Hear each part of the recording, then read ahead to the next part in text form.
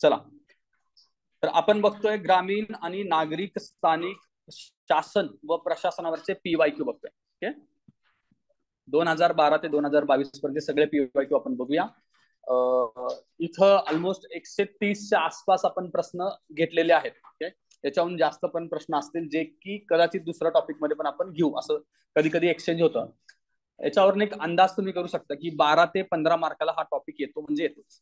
Okay, कमीत कमी 12 मार्काला येतो, अवरेज 12 मार्क पकडा हवा तर, आणि 22ला तर तो 15 मार्काला आलेला आहे. ओके, 15 प्रश्न याच्यावरती आहेत, तर याचं वेटेज खूप जास्त आणि यावर्षी थोडंसं जास्त डेप्थ मध्ये आलेलं आहे. तर 15 प्रश्नांपैकी 10 जरी यावर्षी स्कोर आला असेल तर खूप बेटर स्कोर आहे. ओके, कारण मोस्ट ऑफ लोक थोडेसे 75ला इग्नोर करतात, ते होऊन जातं इग्नोर. इतका सगळा डेटा कसं लक्षात ठेवायचं, काय लक्षात ठेवायचं, पण त्याला दुर्लक्ष करू नका. ओके, पुढे आपण जाऊया. आता पहिला प्रश्न बघा आपला, पंचायत राज संबंधी विभागीय आयुक्तांना असलेल्या अधिकाराबाबत खालील विधाने विचारात घ्या. कोण आहेत? विभागीय आयुक्त आहेत. ओके, संबंधित संस्थेची सभा बोलवणे, बोलू शकतात का ते? येस, पहिलं स्टेटमेंट आपलं बरोबर आहे. पुढचं, संस्थेच्या स्थावर मालमत्तेची कार्यक्रमांची तपासणी पाहणी करण्याचा त्यांना अधिकार आहे. ओके, आता यांनी देताना काय सांगितलंय? पंचायत राज म्हणले ना, मग त्याच्यात आपण ग्रामपंचायत पण घेऊ शकतो, त्यामुळे दुसरा मुद्दा सुद्धा बरोबर आहे. तिसरा मुद्दा काय बघा इथे, वाजवीपेक्षा जास्त अधिकारी सेवक असतील तर त्यांची संख्या कमी करू शकतात. अधिकारी किंवा सेवक असं करा, जास्त असेल तर त्याची संख्या कमी करण्याचा अधिकार विभागीय आयुक्तांना ग्रामपंचायतीच्या केसमध्ये आहे.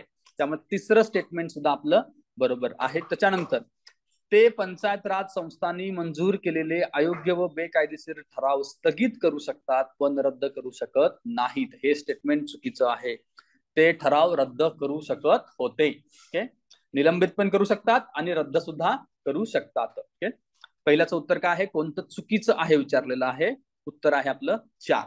दुसरा प्रश्न बघा, जिल्हा परिषदेच्या अथवा तिच्या समितीच्या कोणत्याही आदेशाची अथवा ठरावाची अंमलबजावणी थांबवण्याचा म्हणजेच निलंबित करण्याचा अधिकार कोणास आहे? जिल्हा परिषद किंवा तिची समिती म्हणलेली आहे. कुणाला असला पाहिजे? विभागीय आयुक्तांना असला पाहिजे. एक्झॅक्टली माहिती नसेल तर ऑप्शन नुसार बघा, जिल्हा अधिकाऱ्यांना असला पाहिजे का तो अधिकार? अजिबात नाही. मुख्य कार्यकारी अधिकाऱ्यांना असला पाहिजे का? त्यांना तर नसला पाहिजे. राहिले कोण? विभागीय आयुक्त. याच्यावरून सुद्धा इलिमिनेशन नुसार सुद्धा तुम्हाला विभागीय आयुक्त हे उत्तर लिहिता आलं पाहिजे. ओके, तिसरा प्रश्न. ओके, आता इथून कमिटीज आहेत बघा. GVK राव समिती भारत सरकारच्या ग्रामविकास मंत्रालयाद्वारे स्थापन करण्यात आली होती. कोणाकडनं होती GVK राव? नियोजन आयोगाकडनं स्थापन करण्यात आली होती. त्यामुळे हे पहिलं स्टेटमेंट आपलं चुकीचं आहे. तर पहिलं स्टेटमेंट चुकीचं झालं तर डायरेक्टली खाली या. 1 नंबरचा ऑप्शन आउट, 4 नंबरचा ऑप्शन आउट झाला. ओके, आता मला क आणि ड बघायची गरज पडायला पाहिजे का? दोन्हीकडे क आणि ड बरोबर आहे. आता आपण फक्त ब बघूया. GVK राव समिती 1985 ची स्थापना, बरोबर आहे. यस, तर 1985 ची स्थापना असल्यामुळे माझं उत्तर काय आलं पाहिजे? ब क ड. तिथं 2च्या ठिकाणी 3 करा, उत्तर आपलं आहे 3. ब क आणि ड. ओके, तर खालचे स्टेटमेंट पण वाचून घ्या. या समितीने त्यावेळी पंचायत राज संस्थेला मुळाशिवाय रोप म्हटले होते. बघितले आपण, ग्रास विदाउट रूट म्हटलेलं होतं, हे पण लक्षात ठेवा. त्याच्यानंतर या समितीने स्थानिक नियोजन आणि विकासामध्ये पंचायत राज संस्थेला प्रमुख भूमिका देण्याचे नमूद केले. हे सगळेजणच करणार आहेत. ओके, त्यामुळे हे स्टेटमेंट सुद्धा बरोबर आहे. पुढचा प्रश्न बघा, खालीलपैकी कोणती एक समिती ही ग्रामीण विकासासाठी प्रशासकीय व्यवस्था यावरील आहे? ओके, ग्रामीण विकास कुठे मुद्दे बघितला आपण? ग्रामीण विकास, रुरल डेव्हलपमेंट आणि पॉवर्टी अलिव्हिएशन, 2 मुद्दे आपण GVK राव समितीच्या केसमध्ये बघितलेलं होतं. याचं उत्तर काय पाहिजे? GVK राव समिती. आता बघा, लक्ष्मीकांत मधले शब्द उचलतात डायरेक्टली ते, याच्यावरून तुम्हाला ते लक्षात येऊ शकतं. ओके, पुढचा प्रश्न बघा, बलवंतराय मेहता समितीच्या शिफारशीमध्ये खालीलपैकी कोणत्या बाबींचा समावेश होता? ओके, बलवंतराय मेहता समिती चाललेली आहे. ओके, त्याच्यामध्ये बघू आपण आता, पंचायत राजला घटनात्मक दर्जा द्या, होता का मुद्दा हा? घटनात्मक दर्जाचा मुद्दा अशोक मेहतांच्या समोरून पुढे सुरू झाला, त्यांच्यापासून पुढे. ओके, त्यामुळे ए स्टेटमेंट आउट केल्यानंतर तुमचं 1 नंबरचा ऑप्शन जातो आणि 3 नंबरचा ऑप्शन जातो. आता बी तरी दोन्हीकडे बरोबर असणार आहे, इतकं माझ्या लक्षात आलं. बी स्टेटमेंट काय सांगतो की जिल्हा अधिकारी हा जिल्हा परिषदेचा अध्यक्ष असावा केलं होतं, हे बरोबर आहे. ओके, त्याच्यानंतर पुढचा मुद्दा बघूया आपण. पंचायत समिती व जिल्हा परिषदेच्या सदस्यांची निवड थेट जनतेतून व्हावी. यांनी काय सांगितलं, इनडायरेक्ट इलेक्शन होतं, चुकीचं आहे. आता सी चुकीचं केलं तर आपलं डायरेक्टली बाय डिफॉल्ट उत्तर काय आलं पाहिजे, 2. ओके. चौथं स्टेटमेंट काय, जिल्हा परिषद ही कार्यकारी संस्था असावी. त्यांनी कुणाला सांगितलं कार्यकारी संस्था, पंचायत राजला सांगितलं, पंचायत समितीला सांगितलं. पंचायत समिती ही कार्यकारी संस्था असायला हवी. त्यामुळे हे स्टेटमेंट सुद्धा चुकीचं आहे. त्या ठिकाणी तुम्ही जर लिहून घेतला तर जिल्हा परिषद आहे ना, तिथं तुम्ही असे फुली मारून तर लिहून घ्या पंचायत समिती. ओके. आता थेट जनतेतून आहे, त्याच्या ठिकाणी फुली मारून तुम्ही इनडायरेक्ट इलेक्शन लिहून घ्या. ओके. त्याच्यानंतर पुढचा बहुतांश राज्यांमध्ये पंचायत राज संस्थेवरील राज्यांचे पर्यवेक्षण आणि नियंत्रणाची वैशिष्ट्ये काय आहेत. बहुतांश राज्यांमधलं चाललेलं आहे. पहिला आहे कर्तव्यात कसूर करणाऱ्या पंचायतीवरील कारवाईचा अधिकार. आहे का पहिला मुद्दा? कुणाचं? राज्याचं पर्यवेक्षण चाललंय. आपण आपल्या राज्याचा विचार करा. आपण अभ्यास करताना बघितलंय की कर्तव्यात कसूर केलं तर सदस्यत्व पण कॅन्सल करतात आणि ती बॉडी सुद्धा डिझॉल्व्ह करू शकतात. त्यामुळे पहिला मुद्दा बरोबर आहे. अहवाल मागवण्याचा अधिकार असला पाहिजे का? त्यांनी स्थापन केलं तर असला पाहिजे. पुढचा मुद्दा, प्रदेश व तपासणीचा अधिकार असायला पाहिजे. पंचायतीची बरखास्ती हा मुद्दा आपण बघितलेला आहे. याच्यातलं काय डाऊट वाटत असेल तर आपण काय करतो, इथे मिनिमम रिजेक्शन विचार करायचा आणि अ ब क ड लिहून यायचं आहे. ओके. 7वा प्रश्न बघा. 1984 मध्ये जिल्हा नियोजनाच्या बाबतीत हनुमंतराव समिती खालीपैकी कोण होते? आता काय असतं त्याला, 1984 ची हनुमंतराव समिती पाहिले आपण, तरी सुद्धा लक्षात ठेवा. पुन्हा स्थानिक पातळीवरील विकेंद्रित नियोजन, विकेंद्रित नियोजनाबद्दल होती काही समिती, त्यांनी स्टेटमेंट केलंय, तर त्यामुळे हे स्टेटमेंट बरोबर करा. जिल्हा अधिकाऱ्यांच्या आधिपत्याखालील स्वतंत्र जिल्हा नियोजन संस्था असावी. संस्था असावी की नसावी जरी मला माहिती नसलं तरी त्यांनी जिल्हाधिकाऱ्याला रोल दिलाय एवढं मला माहिती आहे. त्यामुळे ब बरोबर आहे. जिल्हाधिकारी हा समन्वयक म्हणून पंचायतीशी जोडला असावा. हे ठीक आहे, हे असंच ठेवा. मला अ ब माहिती आहे, क च काय मला कळत नाहीये. ड वाचा, जिल्हा ग्रामीण विकास यंत्रणेची स्थापना करा. यांनी असं सांगितलंय का? ही सगळी कामं कोणाला द्या? कलेक्टर आणि कलेक्टर ऑफिसलाच द्या. आपण हनुमंतराव समिती आणि अजून एक ब्लॉक लेवलची बघितली तर दुसरी कुठली होती समिती? या तर बाकीच्यांनी काय सांगितलं, अशी विकास यंत्रणा आणा म्हणून सांगितलं. यांनी दोघांना स्टेटमेंट तरी मला चुकीचं आहे माहित आहे. आणि मग ऑप्शन जर बघितलं तर मला उत्तर लिहावं लागतं क. तिसरं स्टेटमेंट सुद्धा मला बरोबर करावं लागेल. ओके, ठीक आहे. त्याच्यानंतर पुढचा बघा, 8वा प्रश्न. पंचायत राज संस्थेच्या सबलीकरणासाठी अशोक मेहता समितीने कोणत्या शिफारसी केल्या होत्या? ओके, अशोक मेहतांबद्दलचे प्रश्न बघूया. पंचायत राज संस्थांमध्ये राजकीय पक्षांचा खुला सहभाग असावा. केलं होतं ना त्यांनी? येस. पहिलं बरोबर झाल्यामुळं 2 नंबरचं स्टेटमेंट आउट होतं का? 2 नंबरचं ऑप्शन. ओके. पुढे, त्यांना कर लादण्याचे अधिकार प्रदान करावे, हे सुद्धा त्यांनी बोललेले होते. पंचायत राज त्रिस्तरीय प्रणाली असावी. किती प्रणाली सांगितली त्यांनी? 2 स्तरीय प्रणाली त्यांनी सांगितलेली होती. त्यामुळं हा मुद्दा चुकीचं आहे. क आउट करा. क आउट केल्यानंतर तुम्हाला उत्तर अ ब ड मिळून जातं. ओके. चौथं काय आहे? राज्याच्या मंत्री परिषदेत पंचायत राजसाठी एक मंत्री असावा. हे तुम्हाला माहिती असलं पाहिजे, अशोक मेहतांनी सांगितलेलं आहे. प्रश्न पुढचा 9वा बघा. ओके. खालीलपैकी कोणते विधान योग्य आहे? पहिला स्टेटमेंट आहे, ल ना बोंगीरवाल समिती 2 एप्रिल 1970 रोजी स्थापना झालेली आहे. 70 ला स्थापना एवढं मला माहिती आहे. ओके. त्यामुळे या स्टेटमेंटला मी बरोबर करणार आहे. पुढे, समितीच्या मध्ये आमदार खासदार यांना जिल्हा सदस्यत्व देऊ नये, हे आपण बघितलंय. त्याने जिल्हाधिकाऱ्याला पण नाही म्हणलं आणि MPMLA ला पण नाही म्हटलेलं होतं. अ ब बरोबर झालं माझं. आता अ ब नंतर जर मी बरोबर करत असेल तर कुठले कुठले ऑप्शन एलिमिनेट होतात? 2 नंबरचा आणि 4 नंबरचा एलिमिनेट झाला पाहिजे.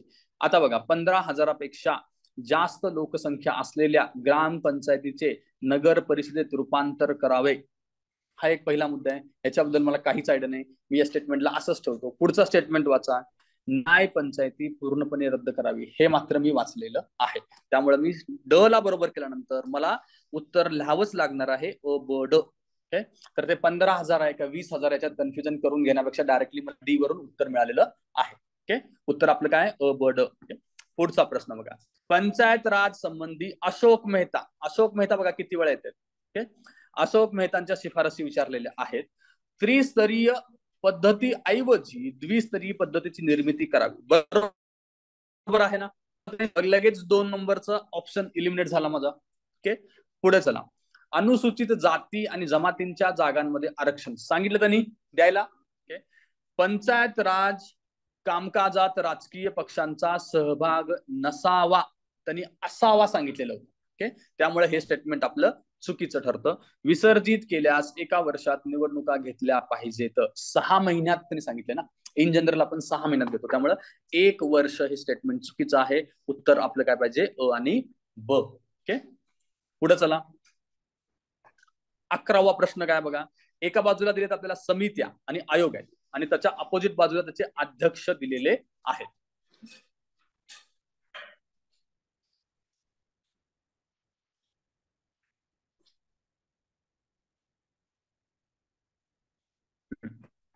स्थानिक वित्त चौकशी समिती आहे, कर प्रणाली चौकशी समिती आहे, नगरपालिका कर्मचाऱ्यांच्या प्रशिक्षणासंबंधितली समिती आहे आणि शहरीकरणाबाबतची राष्ट्रीय आयोग सुद्धा आहे.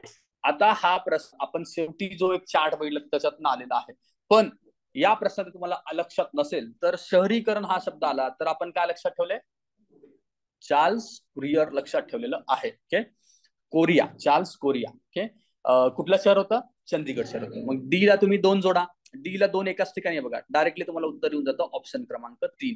ओके, आता बाकीचे सुद्धा लक्षात ठेवा. स्थानिक वित्त चौकशी समिती कोणाची होती, वाटाल. ते वाटालला आपण काय लिहिलं, पैसे वाटेल वाटाल असं लक्षात ठेवा. काय वित्त आहे ना हा शब्द तिथे, त्यामुळे 1 झालं. पुढचं, कर प्रणाली कुणाची असणार आहे, जॉन मथाई. अर्थमंत्र्यांचं पहिलं काम काय असतं, कराबद्दलचा सगळा हिशोब ठेवणं. त्यानंतर नगरपालिका कर्मचाऱ्यांच्या प्रशिक्षणासंबंधीची समिती कोण आहे, आता हे जे कर्मचारी असतात ना त्यांना दिवसभर ट्रेनिंग असतं, तुम्ही ट्रेनिंगला गेल तर तुम्हाला लक्षात येईल. तर दिनभर तुम्ही लक्षात ठेवू शकता, नुरुद्दीन दिनभर ट्रेनिंग आहे. किती तू असलं तरी मला लक्षात ठेवण्याशी मतलब आहे. ओके, तर ते तुम्ही लक्षात ठेवा डी. पुढचा 12वा बघा, पंचायत राज संस्थांच्या कामकाजावरती लक्ष ठेवण्यासाठी राज्य मंत्रिमंडळात पंचायत राज मंत्र्याची नियुक्ती करावी अशी शिफारस कोणी केली आहे, अशोक मेहता. वरतीच प्रश्न होता, त्या प्रश्नावरून आपल्याला हे उत्तर मिळालेलं आहे. तो मल्टी स्टेटमेंट वाला होता ना, त्याचा 4थं स्टेटमेंट होतं, त्यामुळे झालेले पीवाय एकदम थरोली करणं अपेक्षित आहे. अशोक मेहताचं उत्तर आहे. पुढचा 13वा प्रश्न बघा, जिल्हा ग्रामीण विकास प्राधिकरण DRDA हे 73व्या व 74व्या घटना दुरुस्तीमधील एकमेव दुवा आहे का? कॉन्स्टिट्यूशनच्या सगळ्या कलमांमध्ये DRDA कुठे होतं का? DRDA ची स्थापना आपण आपल्या वेगळ्या कायद्यानुसार स्थापन केलेली आहे. आपण 2च समित्या बघितलेल्या आहेत त्या ऍक्ट मध्ये. कुठली होती, एक जिल्हा नियोजन समिती आणि दुसरी कुठली होती, महानियोजन समिती. हे सोडून दुसऱ्या कुठल्याच कमिटी आपण बघितलेल्या नाहीत. त्यामुळे पहिलं स्टेटमेंट आपलं चुकीचं ठरतं. पहिलं चुकीचं म्हणल्यानंतर ऑप्शन क्रमांक 1 जातो. ओके, पुढे चला. पंचायत समितीच्या 2 सभांमध्ये 1 महिन्यांपेक्षा जास्त कालावधी नसावा, बरोबर आहे. ओके, पहिलं दुसरं स्टेटमेंट बरोबर आहे. लना बोंगिरवाल समितीच्या मते न्याय पंचायत पूर्णपणे रद्द करावी, हे सुद्धा स्टेटमेंट बरोबर आहे.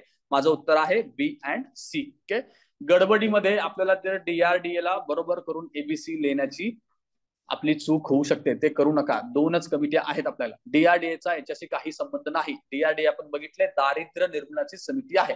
मला वाटतं 1999 ला आपण ते स्थापन केलेली आहे. त्याचा आकडा एक लक्षात घ्या. डिस्ट्रिक्ट ऍडमिनिस्ट्रेशन जिल्हा प्रशासन मध्ये आपण तो अभ्यासलेला आहे. 80 ला होतं का, बरं 80 ते लक्षात घ्या. महाराष्ट्रानं 82 ला. बर, ते काय एक्झॅक्ट आकडा आहे तो आपल्या पहिल्या टॉपिक मध्ये आपण बघितलं होतं, तिथं बघून घ्या. महाराष्ट्रातील जिल्हा परिषदेसाठी संस्था त्या राज्यात कशा संबोधल्या जातात असा प्रश्न. आता हा एकमेव परिषद जो जिल्हा परिषदेवरती येऊन गेला तोही 2014 ला. ओके, त्यामुळे ह्याची तयारी करत बसू नका. कुठल्याही पुस्तकामध्ये, अनालिसिसच्या पुस्तकामध्ये इतर काही राज्यांचे तुम्हाला जिल्हा परिषदेची नावं सापडली तर तेवढे आपल्या नोट्स मध्ये ऍड करून घ्या. ओके, आता इथं बघा, याचं उत्तर त्यांनी दिलेलं आहे ब आणि क अयोग्य आहे म्हटलंय. ओके, म्हणजे फक्त काय म्हणतात ते ओडिसामध्ये जिल्हा परिषद म्हणतात एवढंच तो त्याला बरोबर म्हणतो. बाकीच्या ठिकाणी महाकामा परिषद पश्चिम बंगालमध्ये म्हणतात, हे पण चुकीचं आहे. जिल्हा विकास परिषद पंजाबमध्ये म्हणतात, हेही परिषद चुकीचं आहे. तर महाकामा कुठं असणं अपेक्षित आहे? आसामला असणं अपेक्षित आहे. त्यामुळे महाकामाला आसाम लिहून घ्या आणि जिल्हा परिषदला ओडिसा लिहून घ्या. ओके. पुढचा प्रश्न बघा, जिल्हा नियोजन समिती स्थापन का केली? जिल्हा नियोजन समिती किती कलम आहे आपलं? 243 ZD. ओके. आता का स्थापन केली असा प्रश्न. पहिला बघा, पंचायतीद्वारे तयार केलेल्या योजनांचे एकत्रीकरण करणे, बरोबर आहे. ओके. पंचायत असो किंवा नागरी म्युन्सिपाल्टीज असो. ओके. पुढे नगरपालिकेमध्ये तयार केलेल्या योजनांचे एकत्रीकरण असते. हे दोनच मुद्दे आपण बघितले. ते पुढचा बघा, योजना तयार करण्यासाठी पंचायत आणि नगरपालिकेने त्यांचा आराखडा देणे. पुढचा मुद्दा आहे जिल्हाधिकारी कार्यालयाद्वारे तयार केलेल्या नियोजनाचे मूल्यमापन करणे. जिल्हाधिकारी कार्यालयाचा यांचा काय संबंध येतो का? काही संबंधित नसल्यामुळं मी ड तरी एनी हाऊ इलिमिनेट करणार आहे. झालं कन्फ्युजन तर अ ब आणि अ ब क मध्ये झालं पाहिजे. ओके. त्यामुळं मी जर पहिल्यांदा हा प्रश्न सॉल्व्ह करत असला असतं तर मी उत्तर काय लिहिलं असतं? अ ब क लिहिलं असतं. ओके. पण उत्तर काय यायचं? अ आणि ब. ते काय करतात? आराखडा वगैरे द्यायचं त्यांचं काही काम नाही. तुम्ही तुमचा आराखडा बनवा, आम्ही फक्त एकत्रीकरण करणार आहोत. या प्रश्नावरून आपल्याला एवढं कळतं. पण हे काय करतात एवढ्या डिटेलमध्ये आपण बघितलेलं आहे का? त्यांची स्ट्रक्चर बघितलेलं आहे. पण लॉजिकली बघितला तर आराखडा देण्यात काय चुकीचं आहे? योजना तेच एकत्रित करणार आहेत तर आराखडा देऊ शकतात ना. जर मी पहिल्यांदा सॉल्व्ह करत असेल तर अ ब क लिहिलं असतं. पण उत्तर याचं काय आहे? अ आणि ब. ओके. पुढचा प्रश्न बघा, जोड्या लावा. आता इथं बघा, स्थायी समितीचे सदस्य किती आहेत? 13 सदस्य आहेत. आता यांनी कुठली काय दिलं नाही, याच्यावर आपण काय घ्यायचं? झेडपी बद्दल चाललेलं आहे. ओके. 1,04,000 पहिलं ऑप्शन एलिमिनेट झालं. ओके. पुढे कृषी समिती किती होत्या? 10 होत्या. 10 होत्या ना. आता सदस्य चाललेले. ओके. तर मग कृषीला तुम्ही 3 जोडा. ओके. ब ला 3, ऑप्शन क्रमांक 3 माझा एलिमिनेट झाला. आता 2 आणि 4 राहिलेत. शिक्षण समिती किती होत्या? 8 होत्या. आणि समाज कल्याणला आपण किती बघितलंय? समाज कल्याणला किती सदस्य बघितले आपण 9 बघितलेत. आयोग काय म्हणतं? 10. ओके. 10 रेफरन्स कुठल्या 11 म्हणतोय. 11चा रेफरन्स कुठल्याच पुस्तकात सापडत नाही. बट आता इथं उत्तर आपल्याला तसं येतंय तर आपल्याला ते घेऊन जायचं आहे. ह्याच्यानंतर जर पुन्हा प्रश्न आयोगाने विचारला आणि खाली ऑप्शन दिलेत किती सदस्य आहेत समाज कल्याण समितीमध्ये आणि 9 आणि 11 असं दोन्ही ऑप्शन असेल तर तो प्रश्न कॅन्सल होण्याची शक्यता सगळ्यात जास्त आहे. पण तुम्ही उत्तर काय लिहिणार आहात? 11 लिहाल, कारण आयोगानं विचारून झालेलं आहे. बरोबर आहे. आणि 9 दिले तर काय त्याला चूक करायचं नाही. अशा खूप साऱ्या ठिकाणी तुम्हाला गडबड होणार नाही. ते आयोगाची आपली ऍडजस्टमेंट आहे. आयोग जसं सांगतं तसं आपल्याला ऍडजस्टमेंट करावी लागणार आहे. ओके. उत्तर आहे 4. बघा इथे जर माहिती नसेल तर 4, 3, 2, 1 वाला आपल्या लॉजिक सुद्धा येतं. बरोबर. ओके. पुढचा प्रश्न 17वा, जिल्हा परिषदेच्या जलव्यवस्थापन आणि स्वच्छता समितीच्या रचनेबाबत खालीलपैकी कोणते विधान असत्य आहे? जिल्हा परिषद अध्यक्ष या समितीचा पदसिद्ध सभापती असतो ना. पहिलं स्टेटमेंट बरोबर आहे. दुसरं, सर्व विषय समित्यांचे सभापती हे पदसिद्ध सदस्य असतात. बरोबर आहे सुद्धा. किती असतात? 5. ओके. त्याच्यानंतर मुख्य कार्यकारी अधिकारी पंचायत हे सदस्य सचिव असतात. कोण असतो सदस्य सचिव? ऍडिशनल सीईओ बघितलं आपण, तर त्यामुळे आपलं सी नंबरचं स्टेटमेंट चुकीचं आहे. या जलव्यवस्थापन समितीचे सचिव कोण असतात? Additional CEO. ओके. आणि याच्यामध्ये आपण सदस्यांमध्ये बघितलं होतं उपमुख्य कार्यकारी अधिकारी म्हणजे डेप्युटी सीईओ ना बघितलेलं होतं. कुठले डेप्युटी सीईओ? पंचायतवाले डेप्युटी सीईओ ते सदस्य होते. ओके. त्यानंतर चौथा, मुख्य कार्यकारी अधिकारी हे पदसिद्ध सदस्य असतात ना. सीईओ होते, आपण सदस्यांच्या लिस्ट मध्ये बघितलं ते सुद्धा सदस्य होतं. फक्त तिसरं स्टेटमेंट चुकीचं आहे आणि त्याने आपल्याला असत्य विचारल्यामुळे उत्तर आहे आपलं 1. ओके. जिल्हा परिषदेमध्ये किती विषय समिती असतात? किती? 9. ओके. आता हे तुम्हाला माहिती असलं पाहिजे ना. ओके. नाहीतर तुम्ही म्हणला सर तुम्ही सांगितले 5, 7, 9, 11 लावलं आणि मी लिहिलं तुमच्या सांगण्याप्रमाणे 7 आणि माझा 1 मार्क गेला. असं इथं काही करायचं नाही. ज्या सिंपल गोष्टी आपल्या पुस्तकात नोट्स मध्ये आहेत त्या तर चुकायच्या नाही. याच्या बाहेर आलं तर मग हे यूज करायचं आहे. ओके. पुढे 19वा, जिल्हा परिषदेच्या सर्व प्रकारच्या सर्वसाधारण सभांसाठी घनपूर्ती संख्या एकूण सदस्य संख्येच्या किती असते? जिल्हा परिषदेबद्दल चाललेलं आहे. जी सर्वसाधारण सभा असते किती आहे? 1/3 सदस्य संख्या. ओके. पुढचा, खालीलपैकी कोणते विधान असत्य आहे? जिल्हा परिषदेच्या वर्षातून 4 बैठका होतात, बरोबर आहे ना? ग्रामसभेच्या पण 4 होतात. ग्रामपंचायतीची बैठक प्रत्येक महिन्याला होते का? हे सुद्धा बरोबर आहे. मग आपलं उत्तर काय? वरीलपैकी कोणताही पर्याय असत्य नाही. प्रश्न क्रमांक 21 ला या. जिल्हा परिषद अध्यक्षांच्या 30 दिवसांपेक्षा अधिक ते 90 दिवसापर्यंतच्या रजेस कोण मंजुरी देतं? स्थायी समिती. आणि 30 दिवसापर्यंत त्यांना परवानगीची गरज नाही. उत्तर आहे 2. 22वा प्रश्न बघा. महाराष्ट्र जिल्हा परिषद व पंचायत समिती अधिनियम 1961 नुसार पंचायत समितीचे सभापती व उपसभापती यांची निवड करणाऱ्या प्रथम सर्वसाधारण सभेचे अध्यक्ष कोण असतात? कोण असायला हवं? जिल्हाधिकारी अथवा त्यांचा प्रतिनिधी. हे सेल्फ एक्सप्लेन स्टेटमेंट पण आहे, जर तुम्हाला आठवत नसेल तर. ते स्वतः एक्सप्लेन करून सांगते की हे मी आहे, मला मार्क कर कृपया. ओके. 23वा प्रश्न. जिल्हा परिषदेच्या अध्यक्षांविरुद्ध अविश्वासाचा ठराव जिल्हा परिषदेच्या विशेष सभेमध्ये साध्या बहुमताने मंजूर होतो. कसा होतो? 2/3 ने होतो ना, आणि फिमेल असेल तर 3/4 होतो. त्यामुळे आपलं पहिलं स्टेटमेंट चुकीचं आहे. लगेच खाली ऑप्शन कडे या. 1 नंबरचं जातं आणि 4 नंबरचा सुद्धा ऑप्शन आपला इलिमिनेट होतो. 2 नंबरचं वाचा आता. आता बघा, ऑप्शन वरून तुम्हाला कळलं तरी बरोबर कळलंय.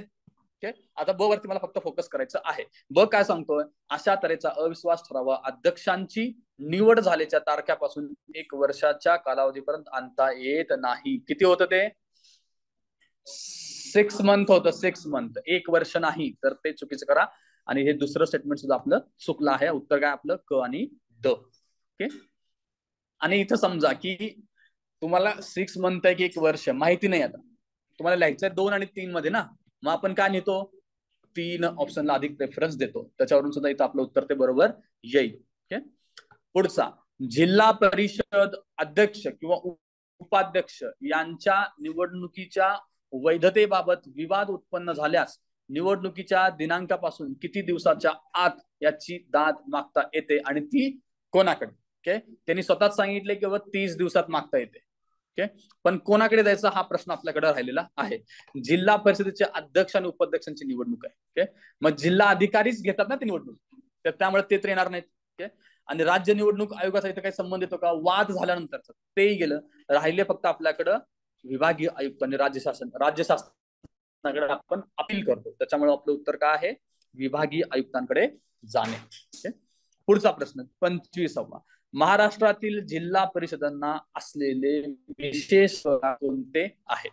मुद्रांक शुल्क अधिकार, जमीन महसूल कर व उपकर, पाणी दरावरील दर. हे एक्झॅक्टली कुठं वाचलंय का आपण? असू शकतात ना, तर मग मिनिमम रिजेक्शन नुसार लिहून यायचं अ, ब, क आणि ड. प्रश्न क्रमांक 26 बघा. ओके. खालील विधाने विचारात घ्या, महाराष्ट्राच्या संदर्भात आहेत. मुख्य कार्यकारी अधिकाऱ्यास जिल्ह्यातील कोणत्याही पंचायत समितीच्या सभांना हजर राहता येते. येतं का? काय हरकत आहे? सभांना हजर तर राहायचं. त्यामुळे पहिलं स्टेटमेंट बरोबर आहे. जिल्हा परिषदेतील वर्ग 1 आणि वर्ग 2च्या अधिकाऱ्यांना 3 महिन्यापर्यंतच्या अनुपस्थितीची रजा मंजूर करण्याचा अधिकार मुख्य कार्यकारी अधिकाऱ्यांना आहे. 3 महिने का ते? 2 महिने आहेत ना, आपल्या नोट्स मध्ये बघून घ्या. 2 महिने आहेत. त्यामुळे ब चुकीचं. पुढचं. जिल्हा परिषदेच्या विशेष सभेत एकूण सदस्यांपैकी 3/4 बहुमताने ठराव मंजूर केल्यास मुख्य कार्यकारी अधिकाऱ्यास राज्य शासन परत बोलवू शकतं. किती होतं ते? परत बोलवायला 2/3 होतं. त्यामुळे हे स्टेटमेंट सुद्धा आपलं चुकीचं आहे. उत्तर काय आपलं? फक्त असत्य आहे. 27वा प्रश्न बघा. जिल्हा ग्रामीण विकास यंत्रणेचे प्रमुख म्हणून कोण कार्य करतं? कोण करणं अपेक्षित आहे? मुख्य कार्यकारी अधिकारी, जे झेडपीचे सीईओ असतात. ओके. पुढचा प्रश्न 28वा बघा. पंचायत राज व्यवस्थेमध्ये मुख्य कार्यकारी भाग जिल्हा परिषदेच्या स्वरूपात जिल्हा पातळीवरती स्थापित असावा अशी शिफारस खालीलपैकी प्रथम कोण केली? सरकारी आयोगाचा काय संबंध आहे का? पहिला ऑप्शन आउट करा. बलवंतराय मेहतानी जिल्हा पातळीवर स्थापन करावी असं सांगितलंय का? त्यांनी कुणाला भर दिलाय? मुख्य कार्यकारी भाग कुणाला दिले? त्यांनी पंचायत राजला दिलाय. आजच्याच नोट्स मध्ये आपण बघितलं ना, त्यांनी काय म्हणले? मुख्य एक्झिक्युटिव्ह बॉडी कोण पाहिजे? पंचायत राज प्लॅनिंग आणि कोऑर्डिनेशन कोण केलं पाहिजे, जिल्हा परिषदेने केलं पाहिजे. त्यामुळे 2 नंबरचं स्टेटमेंट आउट.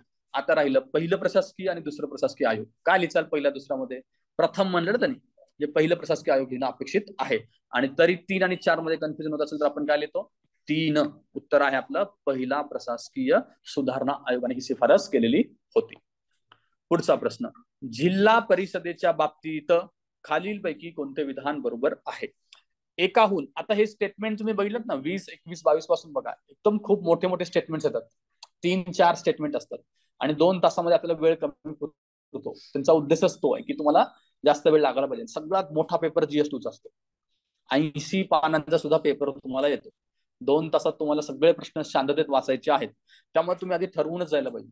2 तासाला तुम्ही 4 भागात डिवाइड करा, अर्धा तासाचे 4 भाग होतात. ओके, तर तुम्ही प्रश्न ठरवा किती प्रश्न तुमचे झाले पाहिजेत. ओके, अर्धा तासामध्ये किती व्हायला पाहिजे, 150 ला तुम्ही 4 न भागात भागितले तर किती होतात, ऑलमोस्ट एक तुमचे 35च्या आसपास तुमचे प्रश्न झाले पाहिजेत. त्या स्पीडनेस तुम्ही कंटिन्यू करा. ओके, नाहीतर शेवटी खूप गडबड होते. तुम्ही पेपर सॉल्व्ह केला असेल तर बघा, शेवटच्या अर्धा तासात सॉल्व्ह केलेले प्रश्न जास्त चुकतात, कारण आपला फोकस. त्यामुळे डिवाइड करून मोठे स्टेटमेंट वाले असतात ना, ते सोपे असतात पण आपल्याला काही थोडाफार चुकामुळे जाणार आहेत. ओके, पुढचा प्रश्न बघा, एकाहून अधिक उपमुख्य कार्यकारी अधिकारी जेथे असतील त्यातील जिल्हा परिषद अध्यक्षांकडून नामनिर्देशित करण्यात आलेला त्यांच्यापैकी एक अधिकारी जिल्हा परिषदचा पदसिद्ध सचिव असतो. कोण सचिव असतो आपण बघितलं, जिल्हा परिषदचा डेप्युटी CEO, उपमुख्य कार्यकारी अधिकारी. पण त्याची अपॉइंटमेंट कोण करतं, CEO करतो. आता गडबडीत आपण अध्यक्षांना बरोबर करून जाऊ. इथे काय असलं पाहिजे,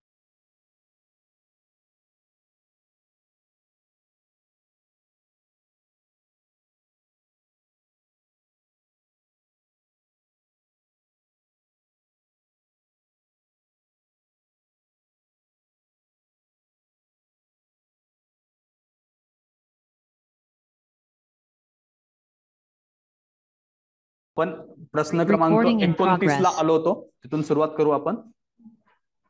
ओके, पहिलं आपण स्टेटमेंट बघितलं होतं की जी एकाहून अधिक उपमुख्य कार्यकारी असतील तर एक एक सचिव ठरतो. तो सचिव कोण ठरवतं, CEO कडून ठरवलं जातं, अध्यक्षांकडून नाही. तर ZP चा CEO आहे. तर आपलं पहिलं स्टेटमेंट चुकीचं आहे.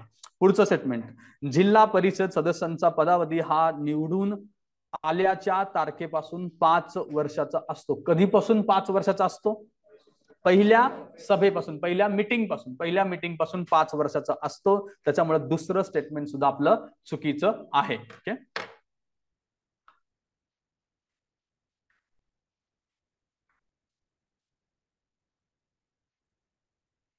हा, तिसरं स्टेटमेंट बघा, मुदतपूर्व विसर्जित जिल्हा परिषद जोपर्यंत चालू राहिली असती तो पर्यंत उर्वरित कालावधी 1 वर्षापेक्षा कमी असेल त्या बाबतीत अशा कालावधीसाठी निवडणुका घेण्याची गरज नाही. किती आहे तिथे, 1 वर्ष आहे का, 6 मंथ जर राहिला असेल तर तुम्हाला तिथं निवडणूक घ्यायची गरज नाही. तर त्यामुळे आपलं उत्तर काय असलं पाहिजे, वरीलपैकी एकही बरोबर स्टेटमेंट नाही. प्रश्न क्रमांक 30 या पुढे. हा,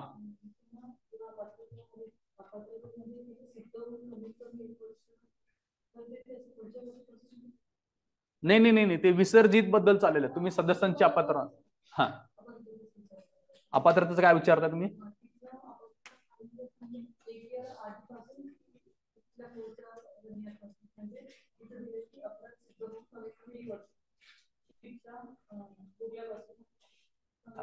एकच मिनिट. Recording in progress. पुढचा प्रश्न आपण 30 घेतो बघा इथे. आता इथं पंचायत समितीची वेगवेगळी जी नावं आहेत ते आपल्याला बघायचं आहे. आता याच्यामध्ये आपण मगाशी बघितलेलं होतं, जम्मू काश्मीरमध्ये क्षेत्रीय पंचायत म्हणतो. अजून काय नाव होतं, हलक पंचायत असं पण तिथं नाव होतं. ओके, इथं लिहून घ्या हलक किंवा क्षेत्रीय. तर मग डी ला 1 जोडा, डायरेक्टली उत्तर आहे तुम्हाला ऑप्शन क्रमांक 3. ओके, मग याचा अर्थ काय झाला बघा, कर्नाटकमध्ये आपण काय म्हणतोय, मंडल पंचायत म्हणतोय. ओके, मध्य प्रदेशमध्ये काय म्हणतो आपण, जनपद पंचायत, आणि छत्तीसगड मध्ये सुद्धा आपण जनपद पंचायतच म्हणतो त्याला. ओके, त्याच्यानंतर तामिळनाडूमध्ये काय आलं पाहिजे, पंचायत संघम आपण लक्षात ठेवलं होतं ना, त्याच्यावरून ते लक्षात ठेवा. ओके, पुढचा प्रश्न 31 बघा, पंचायत समिती आणि राज्य, जनपद, परत जनपद आला. ओके, वरचा प्रश्न कधीचा आहे, 14चा, आणि हा 17चा. तर तो नीट झाला असेल तर हा आपला सॉल्व्ह झाला असता. जनपद कुठं जोडणार तुम्ही, मध्य प्रदेश. 3 उत्तर आलं का डायरेक्टली? ऑप्शन क्रमांक 3 आपलं उत्तर आहे. ओके. पंचायत संघ कुठं जोडला पाहिजे आपण? तामिळनाडू. क्षेत्र समिती कुठं जोडणार आहे तुम्ही? जम्मू काश्मीर. बघा त्यांनी एका ठिकाणी क्षेत्र दिले, एका ठिकाणी क्षेत्रीय दिले. ओके. आणि हलक सुद्धा नाव आहे त्याला. आणि आंचल कुठं आहे? आणि आंचलिक कुठं असणार आहे? आसाम मध्ये. तर आंचलिक पण लक्षात घ्या. ओके. पुढचा प्रश्न 32. पंचायत समितीच्या सभापती विरुद्ध अविश्वास ठराव मंजूर करण्यासाठी किती बहुमत लागते? ते सभापती स्त्री आहे का पुरुष आहे व स्त्रियांसाठी हे पद राखून ठेवले आहे अथवा नाही यावरून अवलंबून असते. बरोबर आहे. ओके. आपण बघितलं 2/3 आणि 3/4. 2/3 आणि 3/4. दुसरा, पंचायत समितीच्या महिलेसाठी राखीव असलेल्या सभापती विरुद्ध अविश्वास ठराव मंजूर होण्यासाठी 2/3 बहुमत लागतं. 3/4 बहुमत लागतं. त्यामुळे दुसरं स्टेटमेंट आपलं चुकीचं आहे आणि उत्तर काय आहे? फक्त अविधान योग्य. 33. प्रश्न क्रमांक 33 बघा. पंचायत समितीच्या सभापती विरुद्ध अविश्वास ठरावाबाबत खालीलपैकी कोणते विधान चुकीचे आहे? ओके. अविश्वास ठराव पुन्हा तोच आहे. अविश्वास ठराव मंजूर करण्यासाठी 2/3 बहुमताची आवश्यकता असते. आता या स्टेटमेंटला तुम्ही चूक का बरोबर करणार? काय मेन्शन केलं नाही, सर्वसाधारण कंडिशन आहे, तर 2/3 बरोबर घ्यायचं. ओके. जेथे सभापती पद हे महिलांसाठी राखीव आहे तिथे 3/4 बहुमताची आवश्यकता असते. दुसरं स्टेटमेंट बरोबर आहे. सभापतीच्या निवडणुकीच्या तारखेपासून 6 महिन्याच्या आत असा कोणताही अविश्वास ठराव मांडता येत नाही. हे बरोबर आहे. मगाशी 1 वर्ष होतं, इथे त्यांनी बरोबर दिला आहे. अविश्वास ठराव एकदा फेटाळण्यात आला तर त्या तारखेपासून 6 महिन्याच्या आत पुन्हा आणता येत नाही. किती होतं आपलं तिथे? 2 वर्ष होतं ना. ग्रामपंचायत तिथे 2 वर्ष होतं आणि पंचायती समितीमध्ये 1 वर्ष होतं. ओके. 1 वर्ष इथं लिहून घ्या आणि ग्रामपंचायत 2 वर्ष. ओके. आणि उत्तर आपलं काय आहे ते चुकीचं सांगितल्यामुळे 4 आहे. 34. पंचायत समितीच्या 2 सभांमध्ये किती महिन्यांपेक्षा जास्त कालावधीचा अंतर असता कामा नये? पंचायत समितीची सभा 1 महिना. ओके. पुढचा प्रश्न 35 बघा. गट विकास अधिकारी हा पंचायत समितीच्या कार्यालयाचा प्रमुख असतो ना? बरोबर. गट विकास अधिकारी हा गट पातळीवरील विस्तार अधिकाऱ्यांचा कॅप्टन असतो. हे सुद्धा बरोबर आहे. गट विकास अधिकारी हा पंचायत समितीचा सचिव असतो. हे सुद्धा बरोबर आहे. गट विकास अधिकारी गट पातळीवर राजकीय उपक्रमांचा समन्वयक असतो. राजकीयचा काय संबंध आहे का? कोण असतो ते? सभापती असला पाहिजे. गट विकास अधिकाऱ्याचा संबंध नाही. त्यामुळे अ, ब आणि क योग्य आहे. 36 बघा प्रश्न पुढचा. पंचायत समिती मार्फत सरपंच समिती नेमली जाते. आहे का सरपंच समिती? बरोबर आहे. सरपंच समिती पंचायत समितीला सल्ला देते व मार्गदर्शन करते. हे सुद्धा बरोबर आहे. पंचायत समितीचा सभापती हा सरपंच समितीचा पदसिद्ध सभापती असतो. कोण असतो? उपसभापती असतो. ओके. त्यामुळे हे चुकीचं स्टेटमेंट आहे. विस्तार अधिकारी पंचायती हा सरपंच समितीचा पदसिद्ध सचिव असतो. हे स्टेटमेंट बरोबर आहे. आपलं उत्तर काय पाहिजे? अ, ब आणि ड. ओके. 37 बघा. खालीलपैकी कोणत्या समितीने पंचायत समितीमध्ये सरपंच परिषद असावी अशी शिफारस केली होती? कोणी केली होती? ल ना बोंगीरवाल यांनी केलेली होती. 38 कडे. पंचायत सबलीकरण आणि उत्तरदायित्व प्रेरक योजने अंतर्गत राज्याचे मूल्यमापन खालीलपैकी कोणत्या मूलभूत संविधानिक आवश्यकतेवर आधारित आहे? ओके. म्हणजे पंचायतीचं सबलीकरण आणि उत्तरदायित्व कोणत्या गोष्टीवर डिपेंड आहे ते बघायचे. राज्य निवडणूक आयोगाची स्थापना आहे. पंचायत राज संस्थांच्या निवडणुका आहे. राज्य वित्त आयोग आहे. DRDA काय संबंध येतो का? तसं पाहता तुम्हाला DRDA संबंध येईल असं वाटतं, पण त्यांनी काय सांगितलंय? मूलभूत संविधानिक आवश्यकता. तर DRDA मूलभूत संविधानिक ढाचा आहे का? नाही. जिल्हा नियोजन समिती आणि महानगर नियोजन समिती इथं असलं असतं तर मी त्याला बरोबर केलं असतं. DRDAचा आणि 73-74 अमेंडमेंटचा काही संबंध येत नाही. त्यामुळं हा तिथं मग गडबड झालेली असणार आहे. तुम्ही अ, ब, क उत्तर घ्या. त्याचं उत्तर क्रमांक 3 करा. अ, ब आणि क. ओके. बरोबर आहे. तुम्हाला प्रश्न लक्षात आला? संविधानिक या शब्दाला आपल्याला पकडायचं आहे आणि खालच्या पैकी कुठल्या संविधानिक बॉडीज आहेत ते बघायचं आणि उत्तर काय पाहिजे याचं? अ, ब आणि क. ओके. पुढचा प्रश्न. ग्रामपंचायत हे ब्रिटिशांच्या काळापासूनच स्थानिक प्रशासनाचे एकक होते, परंतु त्यांना शासकीय नियंत्रणाखाली काम करावे लागत असे. पहिलं स्टेटमेंट बरोबर आहे. ओके. तसं पाहायला गेलं तर चुकीचं पण आहे, पण इथं आपण बरोबर करणार आहोत. का? ब्रिटिशांच्या आधीपासून पण असेल ना ग्रामपंचायत. ओके, पण त्यांना लीगल वाल्या ग्रामपंचायत म्हणत असेल, जे लिगली ग्रामपंचायत एस्टॅब्लिश झाल्या त्याबद्दल बोलत असेल. भारत सरकार अधिनियम 1919 मध्ये स्थानिक स्वशासनाबाबत कायदे करण्याचा अधिकार खास करून प्रांतिक विधिमंडळास प्रांतिक वैधानिक यादीतील नोंद क्रमांक 12 तो म्हणतो की तो ऍक्ट वाचा, त्याच्यात मग ती लिस्ट वाचा, मग त्यात 12 आहे का 13 आहे बघा. ओके, त्यामुळे मी याला काय करणार आहे, बरोबर करणार आहे. 12-13 मला माहिती नाही. पुढे, भारतीय राज्यघटनेच्या अनुच्छेद 41 अन्वये राज्य पंचायतीच्या संघटित करण्यासाठी उपाय करेल. किती येते? 40. हे मला माहिती पाहिजे, 40 आहे. त्यामुळे हे मी चुकीचं, कारण मी उत्तर लिहीन अ आणि ब, आणि खरं उत्तर काय आहे, फक्त अ. म्हणजे ती नोंदणी क्रमांक 12 की 13 मला माहिती नाही, आणि असलं तयारी करायची बसच नाही. ओके, पुढे 40वा प्रश्न बघा. मुंबई ग्रामपंचायत अधिनियम 1958 कलम 10 नुसार ग्रामपंचायतीच्या सदस्यांची संख्या किती? आता फक्त कलम 10 एक लक्षात घ्या. उद्या जर उलटा प्रश्न विचारला तर आपल्याला कलम 10 माहिती असलं पाहिजे. ओके, कारण प्रश्नामध्ये येऊन गेल्यामुळे संख्या कमीत कमी किती असते? 7 आणि जास्तीत जास्त 17. कलम 10 कसं लक्षात ठेवचाल? मॅक्झिमम आणि मी मध्ये 10चा फरक आहे ना, 7-17, तर कलम 10 तुम्हाला लक्षात येईल. ओके, 41. पंचायतीच्या मुख्य कार्यासंबंधी पुढीलपैकी कोणते विधान योग्य आहे? आर्थिक विकास आणि सामाजिक न्यायासाठी योजना तयार करणे असायला पाहिजे. आर्थिक विकास आणि सामाजिक न्यायासाठी योजनांची अंमलबजावणी करणे हे सुद्धा असायला पाहिजे. त्यामुळे दोन्हीही बरोबर आहेत. प्रश्न क्रमांक 42. महाराष्ट्रातील ग्रामपंचायतीच्या कर्मचाऱ्यांच्या वेतनावरील खर्च खालीलपैकी कोण करते? कोण करायला पाहिजे? समसमान आपण बघितलं होतं, राज्य शासन आणि ग्रामपंचायत दोघं मिळून समसमान पद्धतीने करतात. आता ऑप्शन जरी वाचलात तर तुम्हाला बघा 3 आणि 4 मध्ये सिमिलॅरिटी दिली आहे का? जरी माहिती नसलं असेल तर आपण सिमिलॅरिटी शोधली, 3 आणि 4 मध्ये आहे. मग 3 आणि 4 मध्ये आपण काय घेतो? 3. ओके, आता इथं उत्तर 4 सुद्धा असू शकलं असतं. समजा की हे 3चं 4 ला 4चं 3 ला, याच्या ठिकाणी आधी तुम्ही जरा वाचून घ्या ना, तुम्हाला लॉजिकली काय वाटतं 4 उत्तर लिहा. जर तुम्हाला दोन्ही मध्येच कन्फ्युजन असेल तर मग आपला हा रूल वापरायचा आहे. आपला जर रूल कधी एकदम शेवटी आहे, आता काहीच कळत नाही तेव्हा, तर लॉजिकली ग्रामपंचायत म्हणल्यानंतर ग्रामपंचायत शब्द आला पाहिजे त्याच्यामध्ये, त्याच्यामुळे आपण 3 लिहिलं पाहिजे. पुढचा प्रश्न बघा. आता हा प्रश्न आहे ना, उगाच काहीतरी टाकायचं म्हणून टाकलेला आहे, 2013चा प्रश्न आहे बरं का. तो काय म्हणतो बघा, 3 सभासद ग्रामपंचायतीच्या एका वार्डातले 3 सभासद तुम्हाला निवडायचे, म्हणजे एक वार्ड 3 सदस्यांचा आहे. एक जागा महिलांसाठी राखीव आहे एका वार्डामध्ये. एक जागा अनुसूचित जातीसाठी राखीव आहे. आणि एक जागा आहे ते सर्वसाधारण खुल्या गटासाठी राखीव आहे. 3 जागासाठी 5 उमेदवार निवडणुकीला उभे आहेत आणि त्यांना पुढच्या प्रमाणे मतदान झालं आहे. अनुसूचित जातीच्या महिलेला 500 मतदान आहे. एक महिला आहे, तिला समजा की ती ओपन कॅटेगरीतली महिला असणार, तिला आहे 200 मतदान.